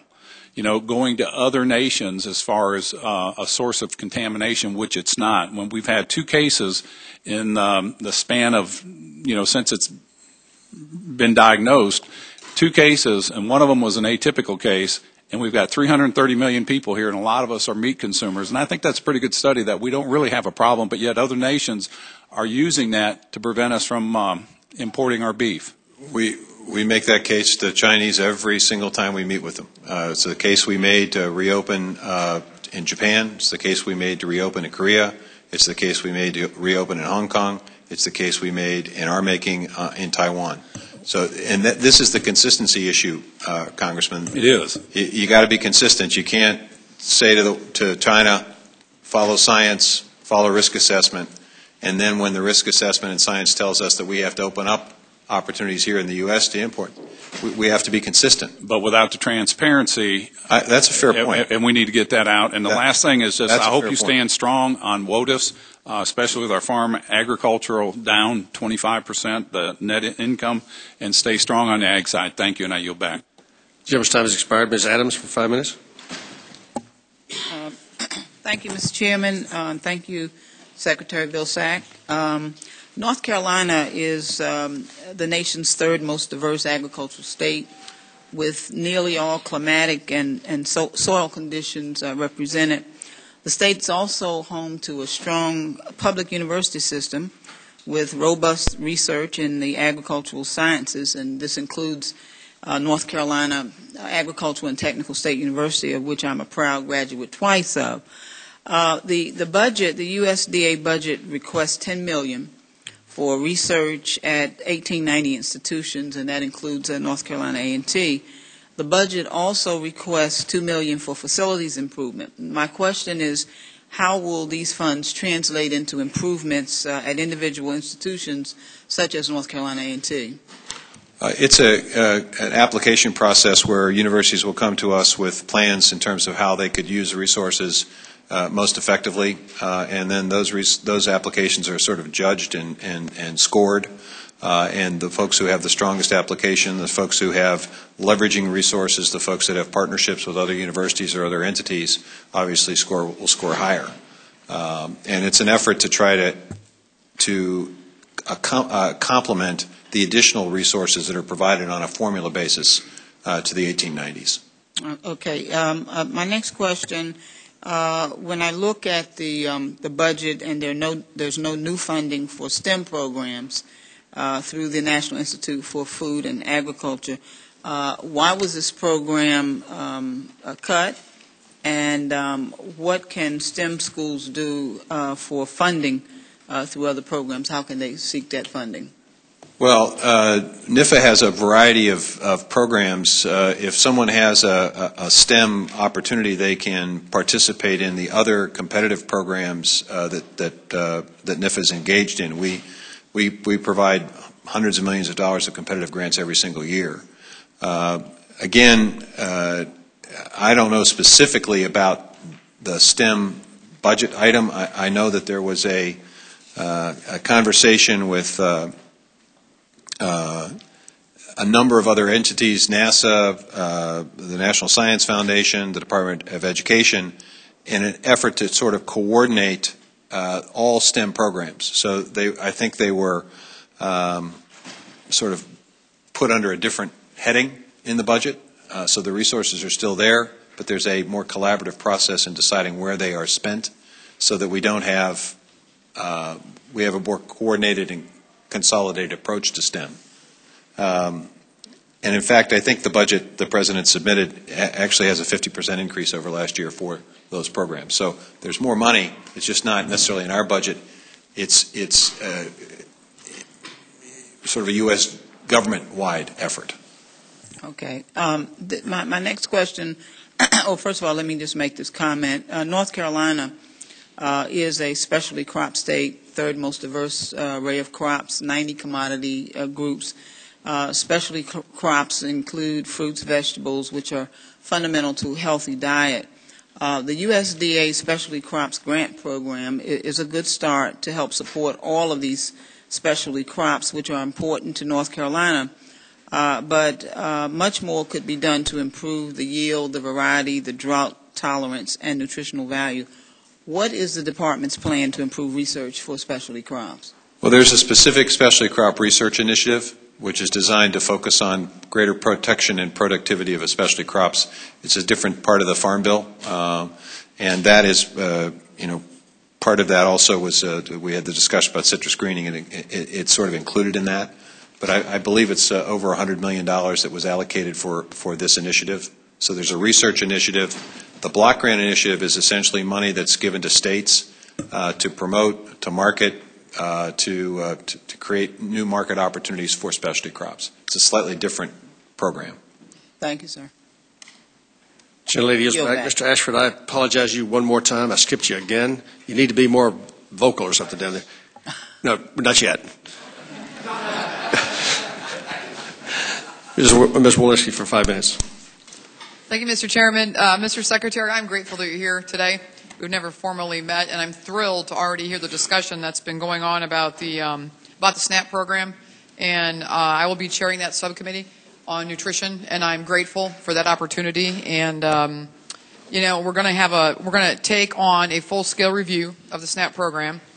It's intended to be a thoughtful, deliberative process. So as we approach reauthorization, we'll be prepared to make meaningful improvements to the program to benefit the recipients, the program administrators, and the taxpayers. I want to ensure that we protect the most vulnerable populations that we've already talked about here and find a collective means to not have hungry kids in America. That's a passion of mine. As legislators, we're accountable to the taxpayers who fund the program. We have an obligation to ensure that these programs run in the most efficient and effective way possible. To do this, it's going to take a systematic approach to reviewing the various aspects of the SNAP program, from its overall mission down to the administration of benefits and ultimately the recipient experience.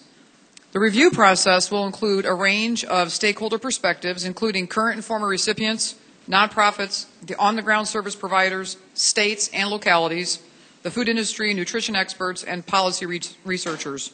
I know you have an incredible history, and I commend your history on being active in this program. You've been a positive force, and I appreciate that as well for the changes that came out in the last Farm Bill. One of the things I am asking for is your commitment to fully engaging with us on this dialogue and this thoughtful, deliberative process that we're going to embark upon, and that your staff will be a useful resource to us so we all get to the end goal here. And I just wanted that just to give you the opportunity to say that you're going to be a willing partner and not be weary in well-doing. So, sir? We obviously will cooperate and try to be as helpful as we possibly can in the review that you undertake. Well, and I believe we share the same goal. We want to see what works too, and we want to be able to stand by some of the programs you've already been talking about here for the last hour and a half. And I appreciate that you're holding the task of getting that stuff done, even from the new Farm Bill. I also want to just go on the record quickly, like many of my colleagues here, on the issue with the WOTUS program, the Waters of the U.S. I live obviously in northern Indiana. We have about 12,000 family farms. This has been one of the general concerns since I was even elected to Congress, and I just want to make sure that you are on board, and I appreciate some of your answers in this, but being able to stand up in the position you're in and fight for both rural and urban farms, as this is one of the most devastating regulations that I hear about my district. Could you just take just a second and just speak to that again? Well, first of all, we have made a concerted effort through myself directly with the administrator and through our staff, senior staff, and through our technical staff to do what we can to educate folks at EPA as they formulate policy on the impacts of potential policies on folks in the real world. Secondly, we have encouraged Administrator McCarthy to actually talk to farmers, to go out and visit farm areas, which she has. Third, we've encouraged the administrator to meet regularly with commodity groups so that there is a vehicle for which they can express concerns.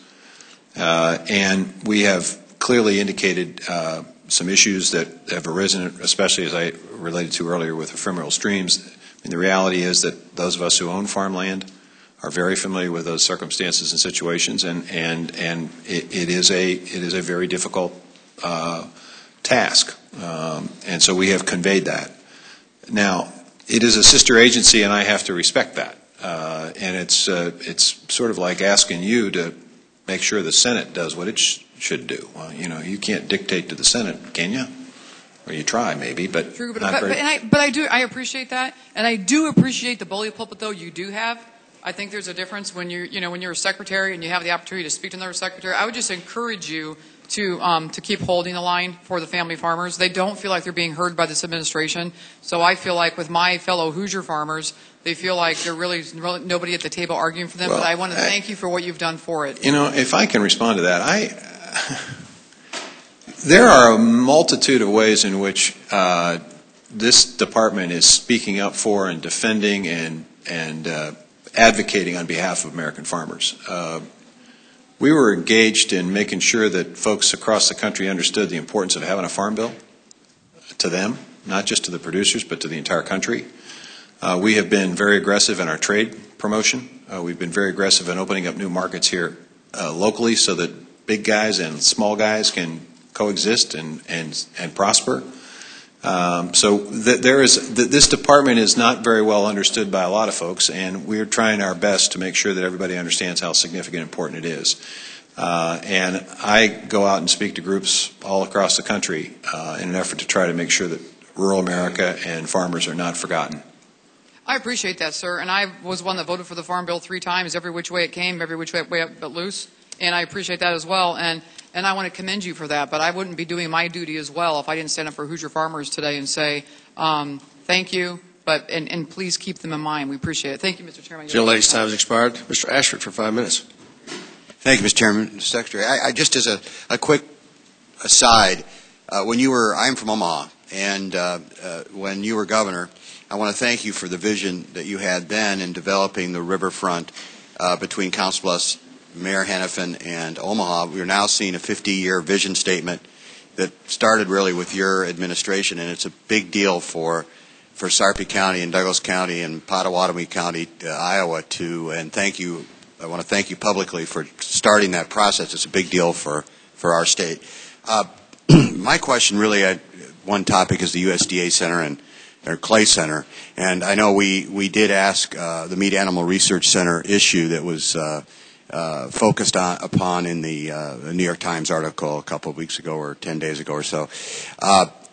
What's going on in that area? We did send a letter over, and I know we'll get a response. But I know the University of Nebraska is very concerned about it, as are Nebraskans generally. Do you have any comments or thoughts on that? Sure. I'd say three things. First of all, obviously we take any assertions along the lines of that article very seriously. I would point out that some of the issues that were raised in the article are no longer the practice and no longer the case and haven't been for a number of years, but nevertheless, out of respect for the concerns that have been raised, I ordered a 60-day independent review outside of our people to take a look at processes and procedures that are taking place in terms of approvals of research projects and the oversight of research projects. We appointed an ombudsman so that individuals who are at research facilities who have concerns about practices and want to raise those concerns but are fearful in doing so, that they'll now have an outlet to be able to do that without recrimination.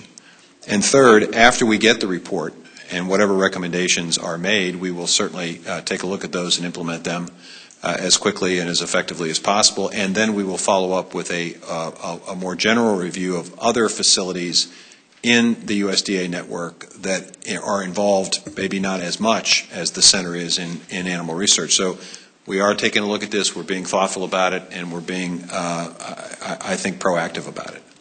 Thank you.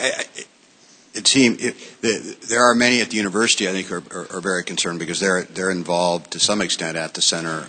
They are. It's a federal USDA facility, obviously, and there have been some concerns raised by veterinarians and others at the University of Nebraska and researchers. So I appreciate that, and I'll yield back the rest of my time. Thank you. Thank you, gentlemen. Gentleman yields back. Mr. Allen for 5 minutes. Mr. Secretary, first I want to thank you for coming before the committee today and thank you for your work to support agriculture across America. I would also like to echo a few of my colleagues' statements and encourage you, as the voice of agriculture and in the President's Cabinet, to stand up for America's farmers and ranchers and defend these hardworking men and women against any policies that could threaten their livelihoods. As you may know, in my home state of Georgia, agriculture is the #1 economic industry. In 2012 alone, Georgia planted over 1 million acres of cotton. Specifically in my district, cotton is among the largest crops planted, and currently many of my farmers are very concerned. The 2014 Farm Bill made necessary changes to the cotton program, and with extremely low prices, many of my farmers are worried and even debating whether or not they should plant cotton. You have mentioned good progress in the implementation of the STAX program, but what can USDA do to address some of their concerns? Or what would your advice be to some of the cotton farmers in my district? Well, first of all, we did provide nearly $500 million of transition assistance to cotton producers. We have the STAX program up and going. we continue to promote exports, and we continue to try to make sure that countries like China play by the rules. And I think those are four very important points to be made in particular. And that last point in particular is that I'm very pleased with the USDR's announcement today of additional actions taken potentially against China to try to get them to play by the rules. At the end of the day, that is extremely important, especially in the cotton area, and greater transparency from our friends in China. I recognize they're our number one customer, and I respect that, and we obviously are providing them a good quality product at an affordable price, but they are at times unpredictable in their approach towards trade. And to the extent we can get them more aligned with a science-based and rules-based system, it would be beneficial not just for us, but also for them. And we're just going to continue to promote trade as a vehicle for advocating for all of agriculture. We've got the best farmers in the world, and we've got the best product in the world, and it's affordable. The current situation with the dollar makes it a little bit more challenging, but that means that we need to do an even better job of aggressively promoting agriculture overseas. That's why these trade agreements are important. That's why we believe the Trade Promotion Authority is important. This Trans-Pacific Partnership is a big deal. Just to give you a sense of this, you may know this already, but I want you to know that I know that in Asia, we're looking at 525 million middle-class consumers today, and in 15 years, that number is 2.7 billion. So there's an enormous opportunity there for high-value products that American producers can provide.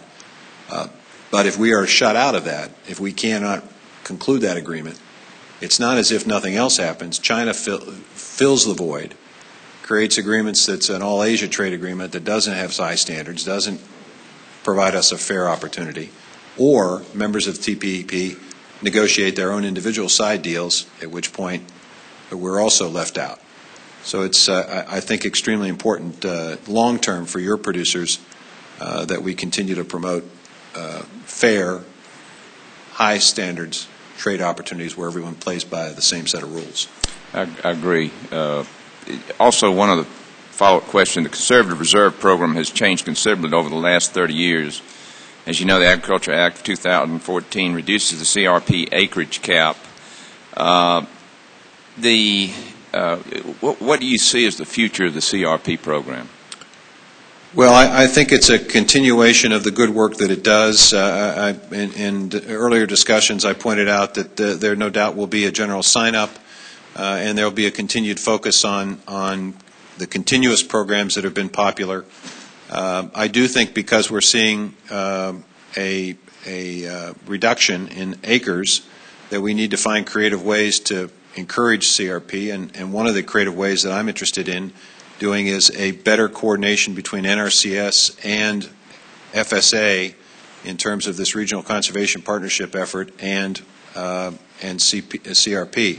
I think there's an opportunity to leverage potentially and get more acres involved in conservation, maybe not specifically in CRP, but leverage those resources more effectively. We're looking at creative ways to do that. Right. I want to put it on your radar that I have some constituents who are having trouble with the opt-out provisions in the CRP program, and I may ask for your help at a later date should some of these issues not get resolved. Mr. Batt is right behind me. Okay. He's our congressional relations person. Let us know what the issue is, and if we will definitely get you an answer. Hopefully it'll be the answer you want, but we'll definitely get you an answer. Okay. Gentleman's time has expired. Mr. Rouser, 5 minutes. David Rouser. Thank you, Mr. Chairman. Mr. Secretary, appreciate you coming before. Did I lose my mic? There we go. Appreciate you coming before the committee today. I've had to step out a couple of times, and I apologize. And during the course of one of my excursions on the way back, I heard you talking a little bit about country of origin labeling. This is such an important trade matter that I want to bring that back up, and forgive me if I'm asking a duplicative question. I know the Farm Bill, which was enacted a little bit more than a year ago, included language requiring USDA to conduct an economic analysis of the impact of our nation's current mandatory country of origin labeling regulations on consumers, livestock producers, and packers. I understand this report was due last August. Do we know when this report will be completed? I just wanted to check with my staff. We have contracted, it's an outside study, we've contracted with an outside entity, and we expect their report shortly. Very good. One follow-up associated with this. Can you take a moment to outline the timetable associated with the current WTO process on this cool case? Well, we expect and anticipate sometime this spring seeing where we're headed in terms of the appeal. And if we win the appeal, then obviously that's one route. If we lose the appeal, then the question is whether or not Canada and Mexico decide to retaliate, and if so, what. And I think there'll be some issues relative to the size of the retaliation based on studies that I've seen. There is also the opportunity for Congress to weigh in on this. The problem, Congressman, is that Congress has said to us, look, we want a label that identifies U.S. product. The problem from a WTO perspective is that once you have that label, then you have to segregate livestock that comes in from different sources. WTO says once you segregate, that's a problem, that's an undue burden, you can't do that. So there's no way we can square the hole here. We either have to get rid of the rule or we have to amend the rule to provide a more generic label that gets away from segregation. And until that happens, or we have to win the appeal, one of those two routes. Assuming we would lose the appeal, how soon do you anticipate Mexico and Canada would retaliate? Well, our hope would be that we would be able to, first and foremost, talk about the extent. I think there are some serious differences of opinion about how dramatic this has been for Canadian producers in particular. And so that would have to be resolved. I don't think it would be immediate as in the next day or next week, but certainly would be in the short term, there would be an effort. So that's why it's important for us to, we looked at this, we tried to figure out is there a regulatory way around this. We tried a couple of times, we have not been successful, so either we win the appeal or Congress has to act. Thank you. One final question with the time I have remaining. I represent southeastern North Carolina. We've got everything from tobacco to sweet potatoes to strawberries to blueberries, a lot of livestock. Question for you with regard to the implementation of the unified payment limit. How's that proceeding? How's that coming along? You know, Congressman, I'm going to have to get back to you on that. I don't know the answer to that question, and I will find out and get back to you immediately. I have a lot of producers that would have an interest in that. Okay. Thank you very much, Mr. Chairman. I yield back my time. Chairman yields back. Mr. Eimer for 5 minutes. Emmer for 5 minutes.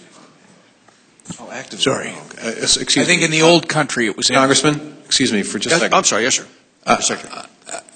I didn't understand your question. I understood it under a different. If you're asking about the actively engaged definition, if that's what you're asking about, yes, sir. Then I can tell you that we're in the process of completing work on that, and we would anticipate something perhaps this spring in terms of what it is. Let me just simply point out to you and to everyone who's interested in this issue, the area that we're dealing with and the number of farmers that we're dealing with and the type of farmers we're dealing with is very narrow. This does not apply to family farms. It doesn't apply to corporations. It is really pretty much limited to partnerships and limited partnerships based on the language that's in the Farm Bill. So we're talking about a relatively very small percentage of producers that may be impacted by whatever we decide. But we are completing work on this, and I would anticipate sometime this spring. Thank you. Sorry, I didn't understand. Thank you, Mr. Secretary. Didn't know about Tom, unified payment. 5 minutes. Thank you, Mr. Chairman, and thank you for having this hearing, Mr. Secretary. It really is, it's nice to have a dialogue. I will just say to you, I've been very impressed. When we get the little sound bites that you see, it's not quite the same as when we have an opportunity to have a dialogue with you and listen to you. There are 3 areas that I'm going to try to cover in the limited time that I have. One, I just want to quickly go back to the issue on waters of the U.S. that you've commented a couple of times already today. And I guess it's my understanding that I think it was the Small Business Administration's Department of Advocacy had written a letter to the EPA asking them to pull the rule. And I listened to your answer to Representative Wolarski, if I said it right, earlier, where you pointed out or you commented that it's a sister agency And, because of that, you respect the agency process. But I guess my question to you is, if it's harmful, and I hear this all over Minnesota where I come from, not just in the district that I represent, they are very concerned with this potential rule, the finalization of the rule based on the one that was proposed. If there has been a call by others to pull the rule, and you have some concerns that you've even expressed, why wouldn't you or your agency request the EPA actually pull the rule? Well, I think it's about how you can have the most effective relationship on not just a single issue, but on all issues impacting agriculture. EPA is engaged in quite a few. I wake up every morning when I say my prayers, and I'm thankful that I'm not the EPA administrator, because we are involved in a multitude of issues with EPA. And so it's a question of style, I guess. Some people want a more open style. Some people think it's more effective to work, in a sense, behind the scenes. You and I can have difference of opinion about that, but I am concerned about making sure that I've got a relationship so that I am in a position to have an impact on not just one rule, but on all of the rules. And I take that back, Mr. Secretary. I appreciate that. After listening to you today, even though we might disagree on some things, I would actually be happy if you were at the EPA. But we'll leave that alone. You obviously. I didn't mean to offend you. You have some serious concerns with me, if that's the case. No. I'm teasing, too. I hope you appreciate the levity. The TPA, very quickly. You've talked about that a little bit. That's something that I am seriously interested in. We've got a letter going around right now amongst Republican freshmen trying to encourage them to give the President a strong message that we are supportive of Trade Promotion Authority and getting these deals done. I asked the trade representative the other day, Michael Froman. He said that the President is going to make actual phone calls to people in his party to get support for an eventual vote.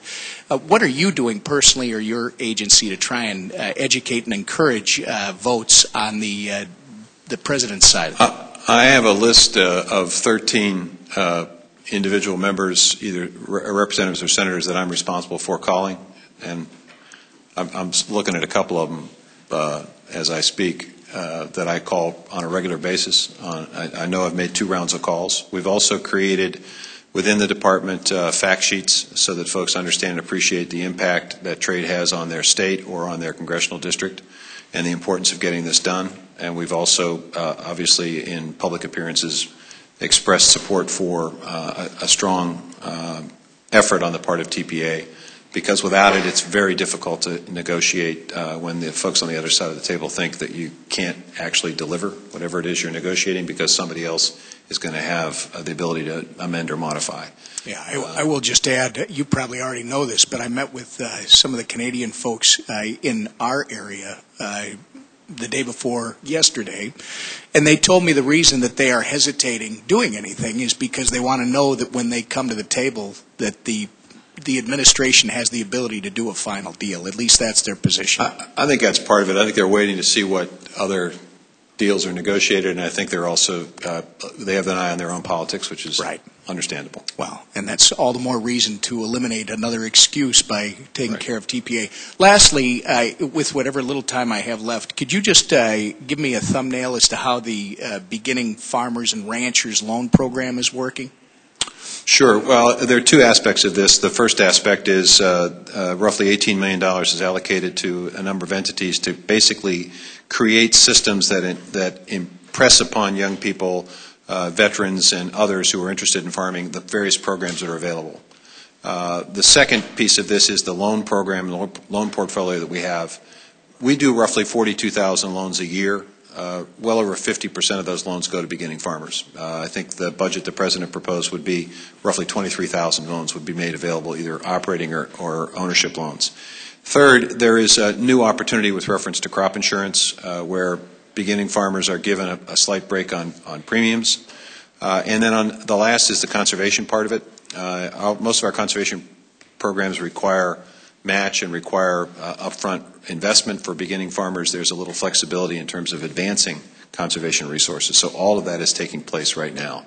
And we have a very aggressive effort that the deputy's leading to go out and make sure that, that folks are aware of these programs. We're trying to encourage the Department of Defense to allow us to come on to bases before people are discharged from their military service, to give them a sense of what the programs are. And we're also heavily engaged in encouraging them to even look at our microloan program. A number of beginning farmers have taken advantage. We've done about 10,000 of those loans, and the vast majority of them are to beginning farmers. Jim's time has expired. Mr. Gibson for 5 minutes. Well, thanks, Mr. Chairman, and Mr. Secretary, thank you for being here today. I think this hearing has been very productive. Read very closely your testimony and have also been enlightened by your elaboration here today. And let me also say that I believe I've shared this with you when you've come here before, that my area in upstate New York deeply appreciates your commitment to agriculture and to helping New York. You've been to our area a number of times, and certainly from a nonpartisan perspective, we view you as somebody who's been very, very helpful. And I know you got some roots there with Hamilton College and Albany Law, so thank you for all that you're doing. You know, I do want to bring another pass at waters of the U.S. I am opposed to this proposed rule, very concerned about it, but I'm going to come at it in a slightly, perhaps a different way here. And I have a question for you. It's a difficult one, but I would appreciate your response to it. And really, thinking about it conceptually, how important the environment is to all of us and to future generations. And, you know, our farmers, it'd be hard-pressed to find, stronger stewards of our environment. And, you know, when you think about how the administration is approaching this, it seems to me that from a conceptual standpoint, you've got the EPA that's bringing forward this proposed rule. At the same time, the administration is proposing cuts to conservation programs like EQIP, which is a really good program that helps with the environment. So I just wonder, has anybody engaged, and I understand that you have a purview and you have a charter and you have to work with your colleagues, and I certainly appreciate that, but has anybody broached that as just a point that it seems contradictory, that while we all want to advance in balanced policies that help promote the economy and balance our need to protect the environment, that we're bringing forward this, what I would describe as an onerous regime under the EPA, at the same time we're taking back money from farmers who are good stewards of the environment? Well, I have a slightly different view on terms of the overall financing of conservation, in the sense that it may very well be that individual programs may not have as much increase as they were destined to based on the Farm Bill, based on the authority, whatever. But that doesn't necessarily mean that less money is being spent on conservation. And the reason I say that is because we are really focused at USDA in trying to figure out how best to leverage the dollars we have. So creating ecosystem markets, creating incentives for corporations to invest in conservation to fulfill some social responsibility that they've identified. We do business with Coca-Cola. We recently had a Chevrolet purchase some carbon credits for a working ranch. That is extending the amount of money that's actually invested, and we actually have a record number of acres enrolled in conservation today and a record number of participants and producers, and we're doing an assessment trying to make sure that people understand that this conservation is working.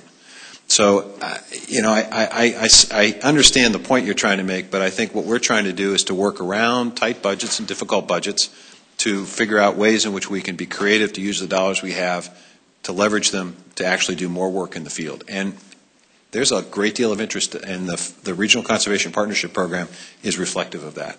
We're going to double the amount of conservation activity in those 115 projects because of the leveraging opportunity.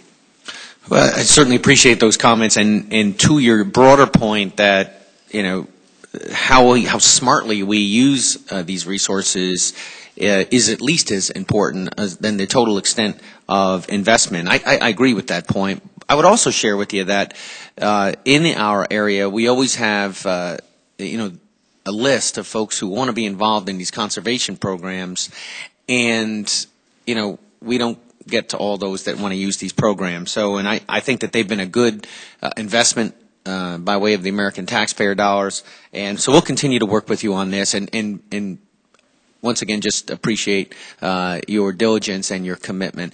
I'm going to submit for the record, we have been working with you guys on broadband extensively. Thank you for that as well, and we'll be submitting question for the record on that score too, in terms of this year and the years to come. So with that, Mr. Chairman, thank you. I think this has been a productive hearing, and I appreciate that very much. So thank you, Mr. Secretary, as well.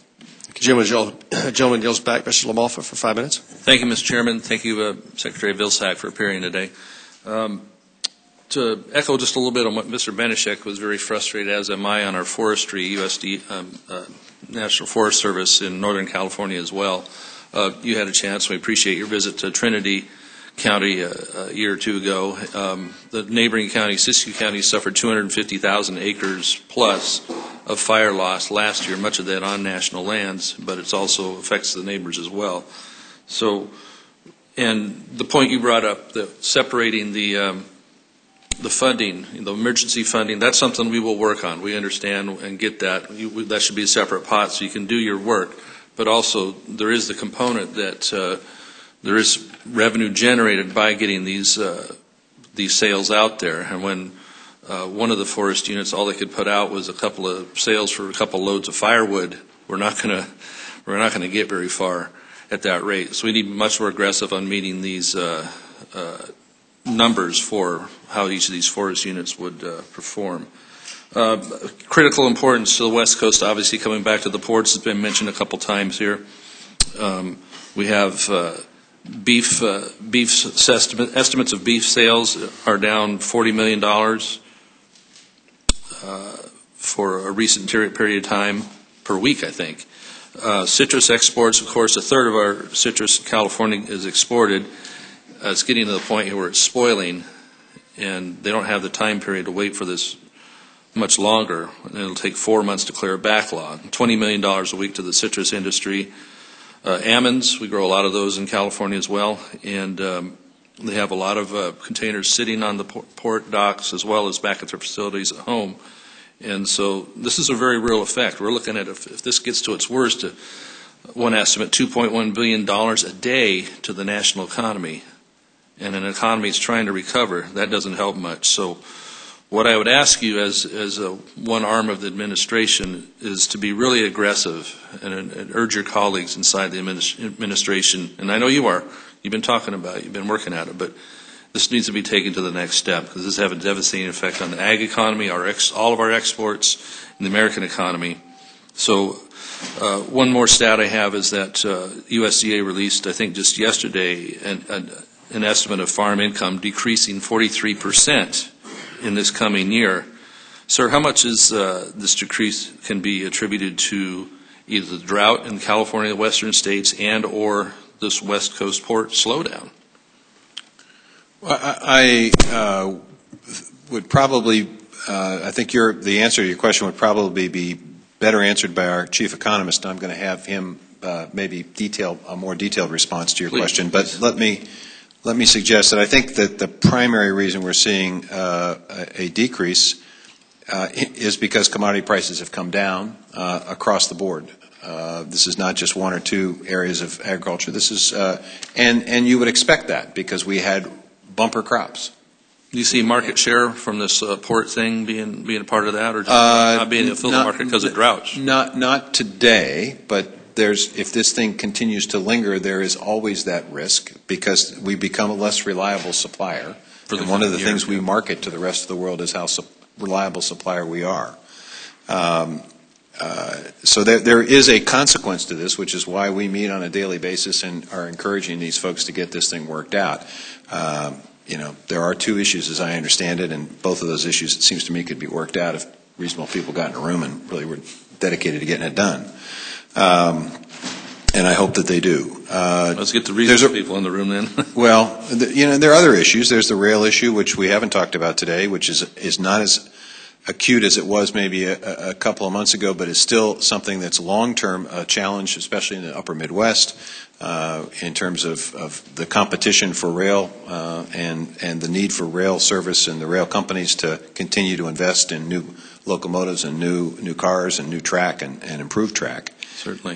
There is also the fact that other parts of the world have also had pretty good crops. So, I mean, it's a combination of things. But there's a market. We just need to be sure we're as strong as possible. I'm sorry my time is so limited here. To the waters of the United States, this really is a vast overreach of property rights, and we need you to be a strong voice to have sense restored back to that. We have things we can do here to slow it up via funding like that, but it really needs to go back to the drawing board and not have them put in this rule that is devastating. I mean, they're already getting ahead of the curve in my district, enforcing things that go against the 404 section of what is a legitimate farming practice. They're interpreting beyond their bounds. Lastly, I know gentleman's time has expired. We've got other members who come, Doug. So gentleman's time has expired. Mr. Desjardins for 5 minutes. Thank you, Mr. Chairman. Thank you, Secretary Vilsack, for being here today. I have two issues. First, each year in Tennessee's 4th Congressional District, we host the Tennessee Walking Horse National Championship, known as the Celebration. And since my election in 2010, my staff and I have been working closely with the staff and members of APHIS to find an amenable solution to some of the discrepancies that have been highlighted in the current inspection process. I think horse owners, trainers, staff members, members of the USDA, members of this committee all can agree that the welfare of these beautiful animals are certainly worthy of our concern. However, as I learn more about the process, it is my belief that many participants, in fact, the overwhelming majority, have been subjected to an inspection process system that is inconsistent and overly subjective. And I simply bring this issue to your attention today, Mr. Secretary, to ask for your agency's continued engagement to find a common sense, workable solution that will allow this time-honored tradition to continue and flourish. So can I have your assurance that your staff will continue to work with me in this matter? As we have, and I think the key here is to continue to focus on technologies that would allow us to do a good job of making sure that we protect these wonderful animals and at the same time allow this important tradition. I'm very well aware of this issue, and I know it's hotly contested among a lot of folks down your way. Well, I think that people are coming together, and we're just trying to have a set of rules that everybody can play by that's fair. And I appreciate the efforts of USDA and them coming to the table and talking. I really do. So we'll look forward to continuing to work with you on that. Secondly, this issue is been plaguing a lot of farmers and cattlemen throughout Tennessee and other states, and that's the getting compensated for losses by the black vultures. And in one instance, a farmer had pictures of a live calf, and a couple hours later, another picture of the same calf that was dead with the vultures flying around it, but yet it's hard to get compensation, and the losses are higher this year. And we've been working primarily with Fish and Wildlife Services on this issue. But one of the issues my constituents have raised is the trouble they're having getting necessary documentation of such losses to satisfy the requirement for FSA offices. The Tennessee Cattlemen's Association said that FSA is claiming that they need someone from a federal agency to come out to farms and verify losses. However, APHIS believes that Fish and Wildlife folks are not able to come and make such verifications. So currently it seems as though there is no way for producers to receive payment through the Livestock Indemnity Program for such losses. Long story short, this seems to be a communication issue, and I greatly appreciate it if your staff could follow with mine to see if we can sort through this matter. We'll absolutely do that. It's a wonderful thing about this department is if you get things like black vultures and issues involving black vultures. Thank you for your time, sir. I yield back. Jim, yields back. Mr. King for 5 minutes. Thank you, Mr. Chairman. And Mr. Secretary, I thank you for your testimony here today. It's a bit of a long haul through here. A whole series of things come in front for me, and some has been addressed. I wanted to take up the case and ask if you are aware, or if not, encourage you to take a look at a case that was decided in the Central District of California in federal court. The Canadian company, a French-Canadian corporation, also Hots Restaurant, versus Harris, the Attorney General of California, on foie gras liver. Have you happened to see that decision at this point? I have not, Congressman. Thank you. I'll briefly then touch that and direct your attention to it. There's been an objection on the part of some of the animal rights organizations, including HSUS, against force-feeding ducks and geese to enlarge their liver, the French foie gras liver. And in that case was decided a couple of weeks ago, by my information, that federal preemption supersedes California law. And it would be a case, I believe, exactly on point with the egg issue in California that I know you are aware of. And so I want to direct the attention of you and your office to that case, and perhaps we could get some support for our egg producers who are watching as the California is dictating the cage size in all of the states and created a patchwork of the beginnings of a patchwork of regulations. The second thing I would bring up then would be the President's State of the Union address. And it caught my attention when he said they would be creating new jobs by converting sunlight into liquid fuel. I am an Iowan. That sounded like ethanol to me. How did you interpret that statement? I think that's a consistent interpretation. Thank you. Then I will take it that way as well. And you also mentioned that there have been a $55 billion in payouts in crop insurance. And that $55 billion in payouts, can you tell me what percentage of that is the unsubsidized portion of the producer's premium versus the subsidized portion of the premium? And then, of course, the shortfall? I'm not sure I understand the question, Congressman, but I mean, basically, what I know is that $55 billion has been paid out in indemnification. So that means $55 billion worth of claims total. And so when I ask the question of the premiums that are billed to our producers, a portion of that premium is out of their pocket, a portion of that premium is subsidized. And so can you break that down as to how much of that is paid for by the producers and how much of it is paid for by the taxpayers? I'll try to answer the question, and if I don't answer it correctly, we'll get you the correct answer. What I do know is that roughly 62% of the overall premiums are subsidized by the taxpayer, paid by the taxpayer, and 38% is paid by the producer. That is generally what I'm looking for. Has you or your office looked at this from any perspective on disparity? As far as could you identify if there were a geographical transfer taking place consistently under federal crop indemnity payments?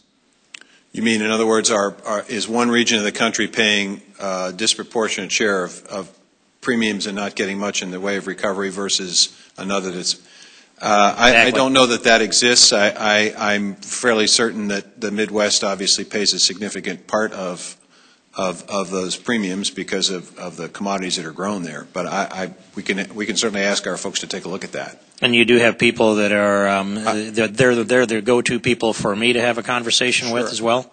Yeah, I do know that there is a disparity in terms of the size of operations and the amount of premium subsidy and so forth. There is whether it's geographic, but certainly the size of the operation, there are significant disparities. And you know how broad the span is of years we use to measure and set those premiums?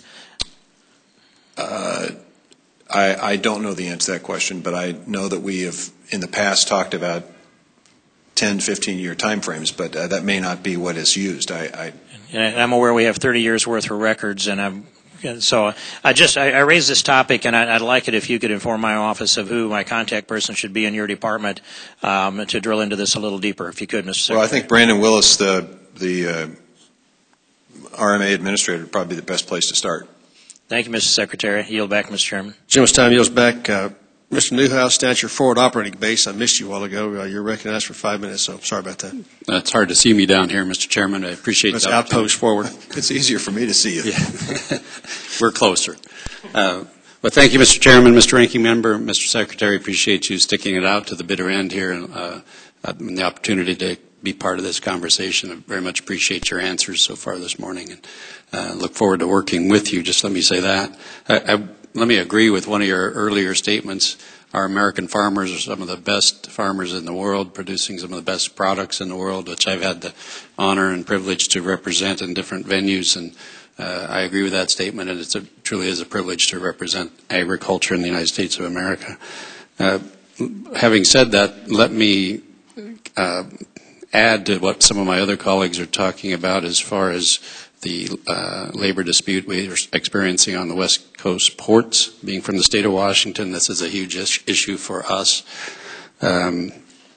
If we can produce the best products and can't get them to our markets, what good is that? And just to personalize this a little bit, some of my friends, my farmer friends, are experiencing potential bankruptcies because of the slowdown at the ports, because of the labor disputes.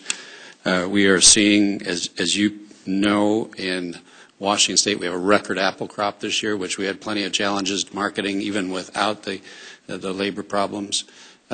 So that's causing a huge upheaval in the apple industry. We're seeing layoffs of people at warehouses, so loss of jobs.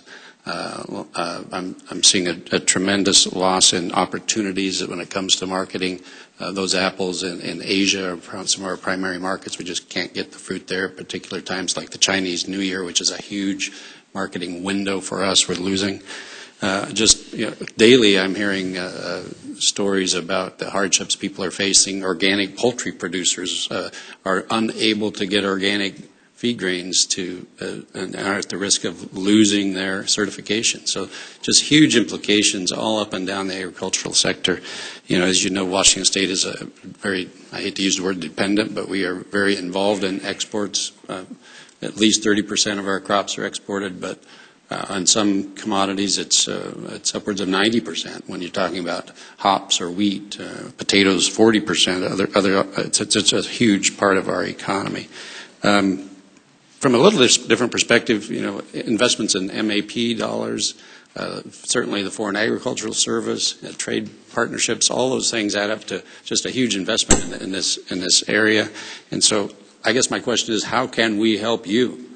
I know you've been a tremendous advocate, and that's something that we would really like to get to the bottom of and see a positive outcome. Well, Congressman, I think you've helped producers in your area and producers who are impacted by this by the series of questions that have been raised here, because obviously that's been a focus of our conversation here today, and that will obviously be reported, and that will strengthen the resolve that we have to try to put appropriate pressure on both sides to whatever differences they have to work them out, because there are real people being affected in a real way by all of this, and it's not just the people around the negotiating table who get impacted. There are good, hard-working folks who, through no fault of theirs, are faced with some very serious issues, which you've outlined. So I think the very fact bringing it up and continuing to bring it up puts the spotlight on it, and as the spotlight gets brighter and brighter, the hope would be that people will become reasonable and get it worked out. Appreciate that. Let me switch gears really quickly. I have a limited amount of time. Headlines every year, the West is burning. In my state, we had a record forest fire approaching 500,000 acres. So the issue of forest management by the federal government is at the top of a lot of people's minds. I know in the 2014 Farm Bill there was a section that allowed states to designate some landscape scale area. Just maybe briefly an update on that, and where maybe some help on where Washington's application is, and how can we move the dial in improving the partnership with states and local entities in order to improve forest management. 35 states have expressed a desire to have segments of their forest involved in that program. The forest chief expanded on that list, so it now constitutes 45 million acres that have been identified in terms of pest and disease issues. Unfortunately, the Farm Bill basically provides for the accelerated NEPA process for 3,000 acres, which is important, but obviously we're talking about millions of acres, not thousands of acres. We'll use that power. The other thing the Forest Service has done is they've created a large-scale NEPA where they're basically taking a look at large-scale landscapes, doing a NEPA analysis for the large scale, which means that when individual projects come up, the time it takes to do the NEPA analysis that's required for the project will be less. So we're trying to figure out ways in which, by using a large-scale effort, we can reduce the amount of time overall to get projects. And I think the other thing we're doing is we're trying to expand market opportunities. And I think it is, it's across the board. It's traditional, it's wood to energy, and it's new market opportunities. And this structural material, we at the Forest Service, every building over 10,000 square feet has got to be first and foremost built with wood if it can be. That's sort of a directive that we've provided as part of a green building initiative. So there are a number of things we're doing in that space. Gentleman's time expired. Mr. Goodlatte for 5 minutes. Thank you, Mr. Chairman. Mr. Secretary, welcome. In the new Farm Bill, there is a key bipartisan compromise that I was proud to spearhead with Congressman David Scott that protects dairy farmers as well as restaurants, food processors, grocery stores, and consumers. This amendment formed the framework for the dairy title of the Farm Bill and was designed to provide our nation's dairy producers with a viable safety net without supply management or new administrative burdens. And it was supported by more than 140 diverse groups, and 291 members of the House voted for it. In implementing the regulations, as I understand it, they restrict individuals with significant ownership interest in one dairy from establishing ownership in a new dairy and gaining eligibility. Could you please confirm the ability of a dairy farmer to expand his dairy production capacity through new farm operations and maintain eligibility in the MPP? I think we are still in the process of working on precisely how that can be done, and we've solicited input from the producers in terms of how we navigate the ability to expand against the assurance that the program will not be misused. And we're still in the process of formulating a final determination, a decision about that. It's not an effort to try to avoid expansion, but it is, we have to be sensitive, obviously, to making sure that folks don't take advantage of the system when it's inappropriate. Well, we certainly understand that, but we also want to encourage having an abundant supply of milk, both for use here at home and for export, and would encourage you to take an open-minded approach to not replacing one form of supply management with another.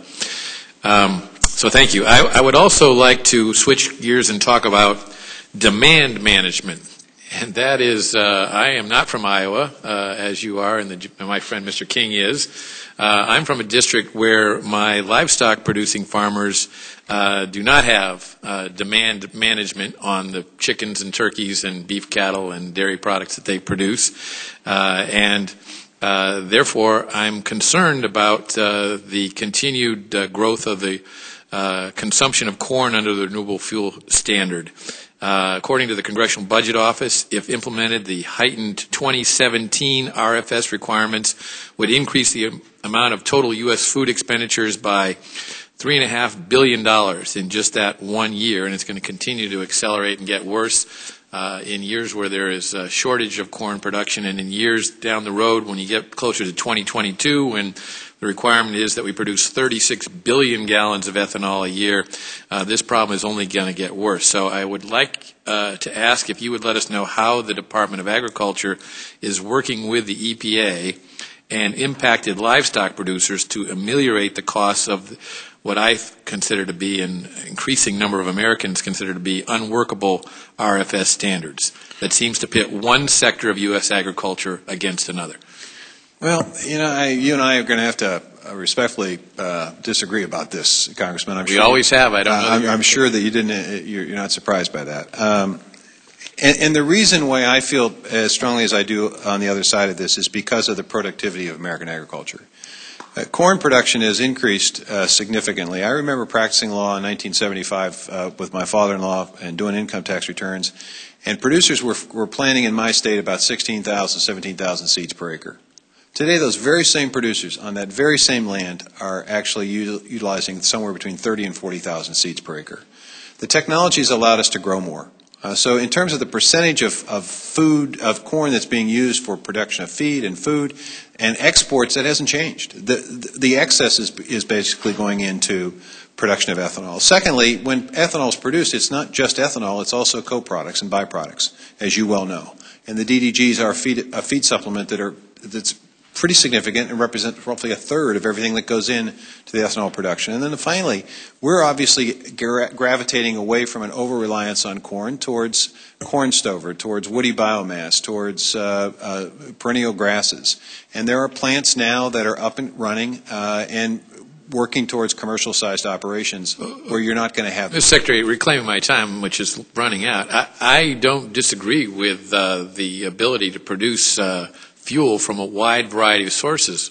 And certainly from non-productive sources today, that would be a good thing. But that's been the promise for a long, long time. In the meantime, there are growing concerns by consumer groups, hunger organizations, environmental organizations, as well as those of us who traditionally believe in free market agriculture, to make sure that our corn crop is not manipulated in the way it is by an artificial government policy. So I understand your disagreement, and I understand that you are, as Mr. King noted, from Iowa, the capital of ethanol production, but I will just note that it doesn't sell as well in the hinterlands of many other parts of American agriculture or the American economy in general. Gentleman's time has expired. Mr. Davis, for 5 minutes. It's good to be sandwiched between, follow Mr. King, then my colleague, Mr. Goodlatte, and I come back to you and say I agree with many of your statements. It's good maybe not to be the king of ethanol like Iowa is, but we're a close second in Illinois. And I do believe that many in the livestock industry are going to be taking advantage of the low prices and also the oversupply of some of our corn this year. And I'm concerned about what EPA is going to do with the RFS myself. So thank you for your support on that issue, and I respectfully disagree with my friend and colleague, Mr. Goodlatte. A couple of issues that have already been brought up. I don't want to continue to ask you questions about them, but I at least want to give my thoughts. I hope that the administration can do whatever it takes to help end the strike on the West Coast, because it's severely impacting products in the Midwest. And I would urge you to do whatever you can, and thank you for your vigilance. Also, crop insurance. I am concerned with the President's proposal. I oppose the President's call for a $16 billion cut to crop insurance. Farmers have endured an estimated 43% decline in net farm income over the last 2 years. And now is not the time, as Chairman Conaway said, to cut out this public-private partnership. And this is working, and it requires producers to have skin in the game. Now, the question I have, it relates to a provision that I helped author in the Farm Bill that would give agriculture a seat at the table as part of the EPA Science Advisory Board. I think we need agriculture to have a seat at the table as part of this board. And I was hoping that the EPA has consulted with you on appointing new members since they extended the time period. Has Administrator McCarthy reached out to USDA on this issue? There has been communication about this, and I know that there's been communication, two-way communication, in terms of our suggesting and them responding.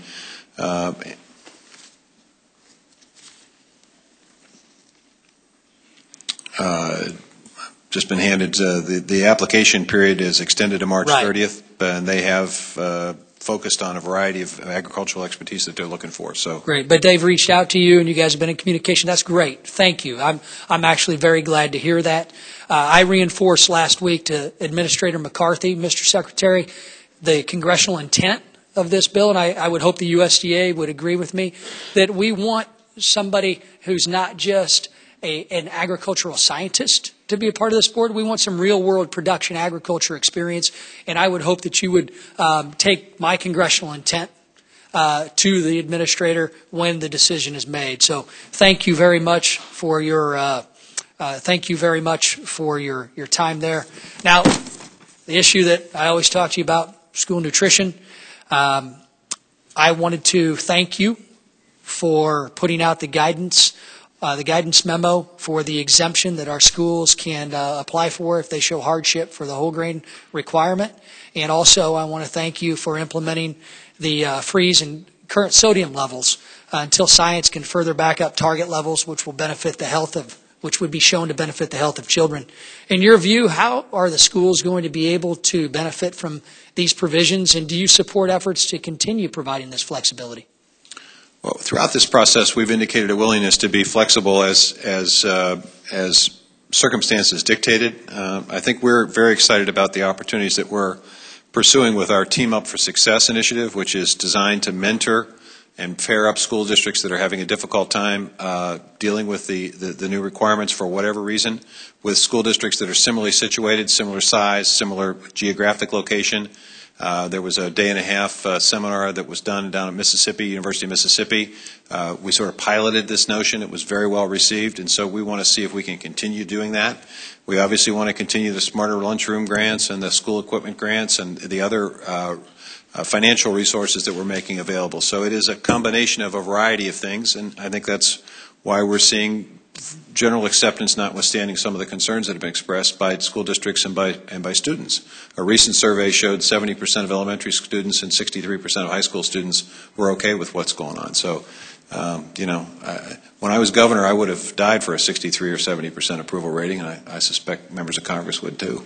I wouldn't die, but I would be very excited for that approval rating. I want to thank you for sending members of the USDA to my district to talk with school lunch officials and hear some of their concerns. And I appreciate what you're doing in implementing the flexibility, Mr. Secretary. And I look forward to working with you on this issue as we continue to move forward and express the concerns of my school districts. And I still have an open invitation to have you come to Central Illinois and talk to our superintendents. Thank you. Gentleman's time has expired. Mr. Thompson for 5 minutes. Thank you, Chairman. Secretary, good to see you. Good to see you. I wanted to revisit, as a number of members have, Title VIII forestry. And in terms of, as you know, a robust forestry program through USDA and the Forest Service, U.S. Forest Service, really provides, that's best for a healthy forest and healthy rural communities. And you had talked about wildfires as being a big issue, and it certainly is. But I have to. My perspective on that is that, very frankly, we have had decades of bipartisan neglectful management within our forests, which has resulted in in forests that are not healthy, that have not been well maintained, and a lot of that comes from outside influences that, through courts and sometimes not through courts, onto the USDA and the Forest Service. But the fact is, though, I think that I sense that we're making some progress.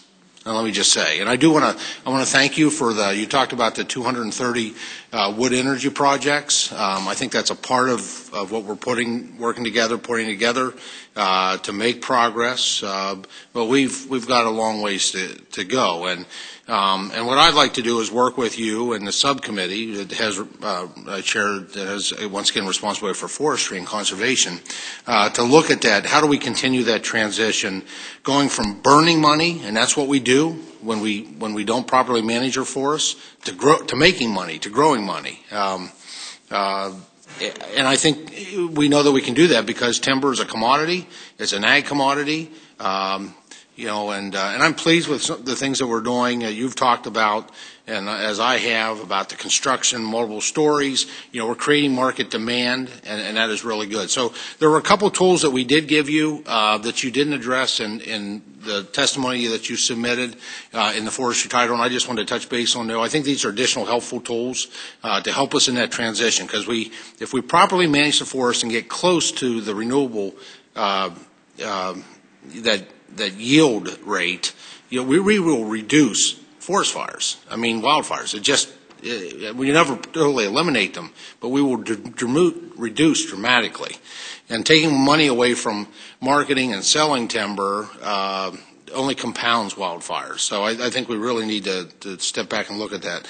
So some of the things that we had in there, that are just three things, so real briefly, and get a kind of an update if you can for me. The BioPreferred program, where we actually added timber, first time ever into the BioPreferred program, was really good for forest products. That helps our domestic timber industry. That speaks to increasing demand. The forest roads non-point source of pollution designation, which, quite frankly, if we're going to get in and do good timbering, we got to reopen a lot of our roads were shut down in the 90s. 30% of National Forest roads were shut down in the 90s by an administration, and I'm hoping that this non-point source of pollution would help us get more roads. And finally, the categorical exclusion, which I know we granted for routine activities on the forest, but quite frankly, we were sucking money out of timbering and harvesting and production of green timber sales.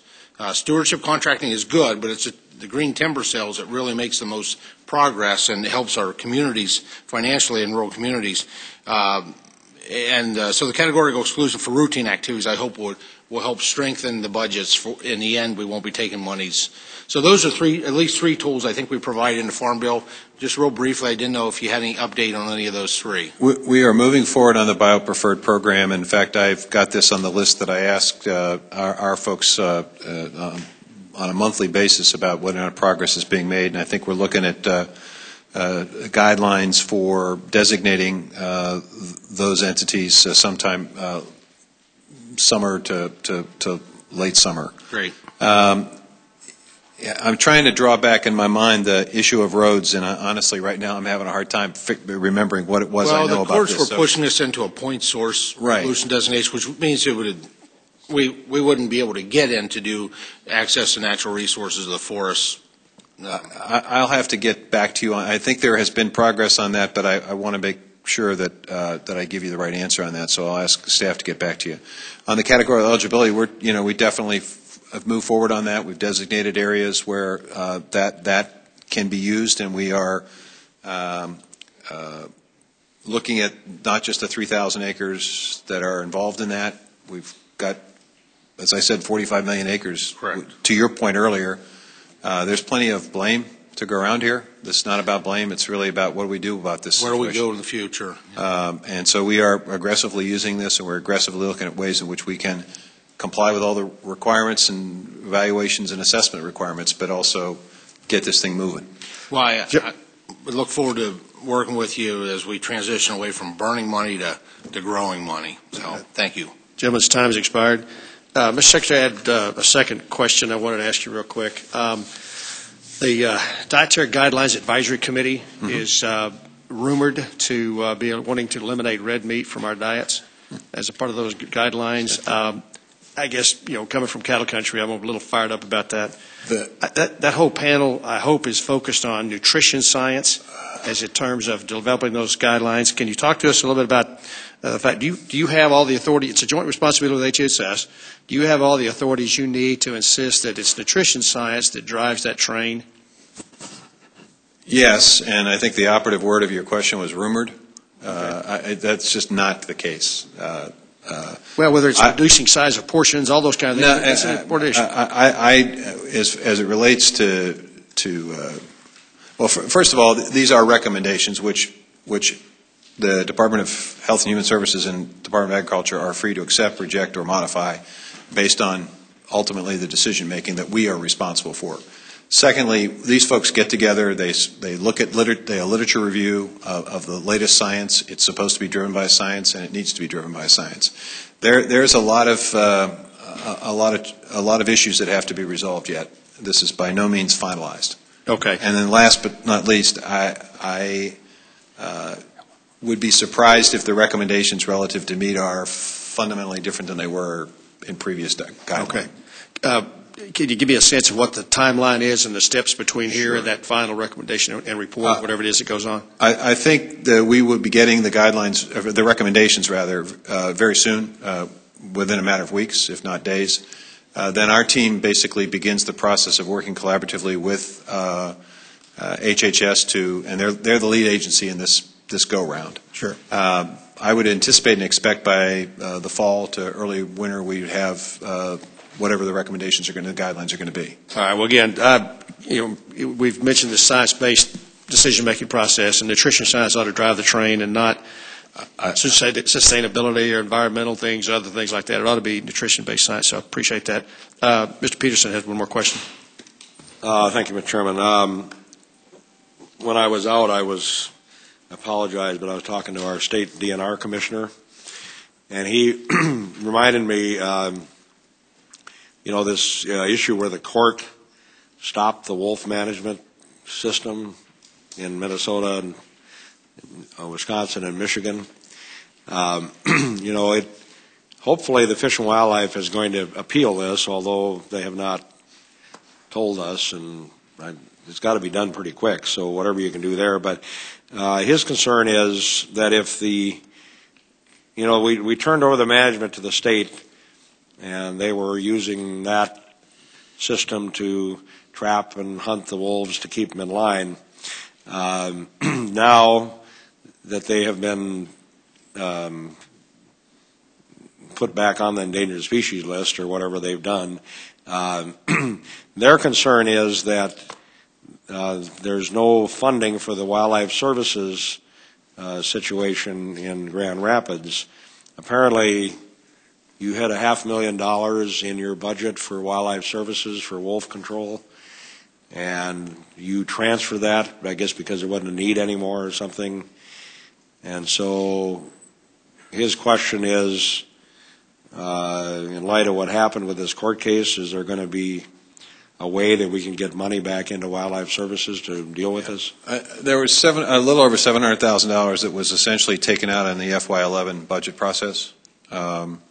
And I'm not sure whether we took it out or you all took it out, but in any event, it was taken out. We're currently providing technical assistance to producers, and I think we'll obviously be careful in how we're providing resources and prioritizing those, but we're still able to provide technical assistance. What does that mean? Well, basically providing information as to how they might be able to control against predators, and how, if they have a predator problem, the possibility of partial or full reimbursement for losses. Yeah, well, I think they were using the money to hire trappers. So would technical services include that? I don't want to say yes or no to that because I'm not sure of the answer, so let me get that back to you. That's what they need. Okay. There's some trappers that... So just to put it on your radar, that it's a big issue out there. And the other thing in the previous discussion we had on CRP, our state DNR commissioner corroborated what I was trying to bring up to you about where this stuff could end up.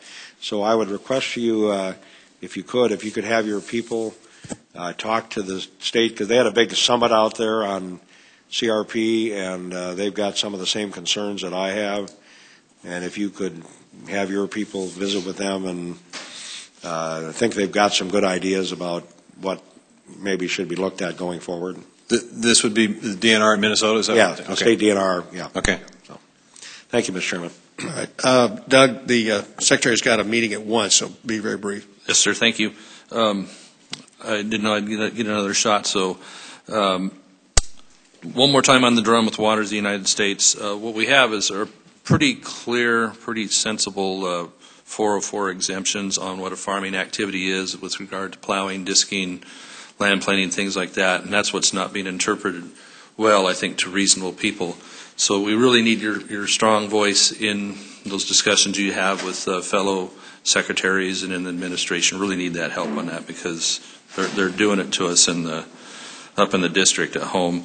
As well as coming back to the ports issue here, please get the word with additional force with Secretary of Labor and others in administration that have a piece of that, because we've got our citrus in my state and others that are they're going to go bad, as well as the almonds I mentioned that are sitting on the dock. And I'll finish on the almonds.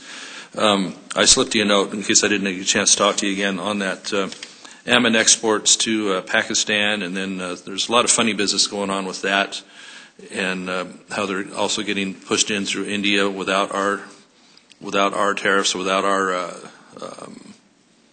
pricing on that. So they're underselling the value of our almonds, mislabeled as some other fashion. So we'll need to have that discussion in USTR to help make sure that is the integrity of that trade with our almonds going over there is held in place. And we'll make sure that they know you're aware of or concerned about this. Okay, Congressman Den and my colleagues also is very interested in that too as well. So thank you, Mr. Chairman, and thank you, Mr. Secretary. I appreciate the indulgence. Thank you, gentlemen.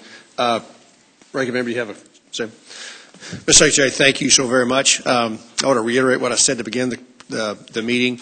You and your team did a great job on implementing the Farm Bill to date, and I don't want any kind of nits and gnats that remained to cause us to lose sight of the great hard work that went into not having nits and gnats in a lot of other places.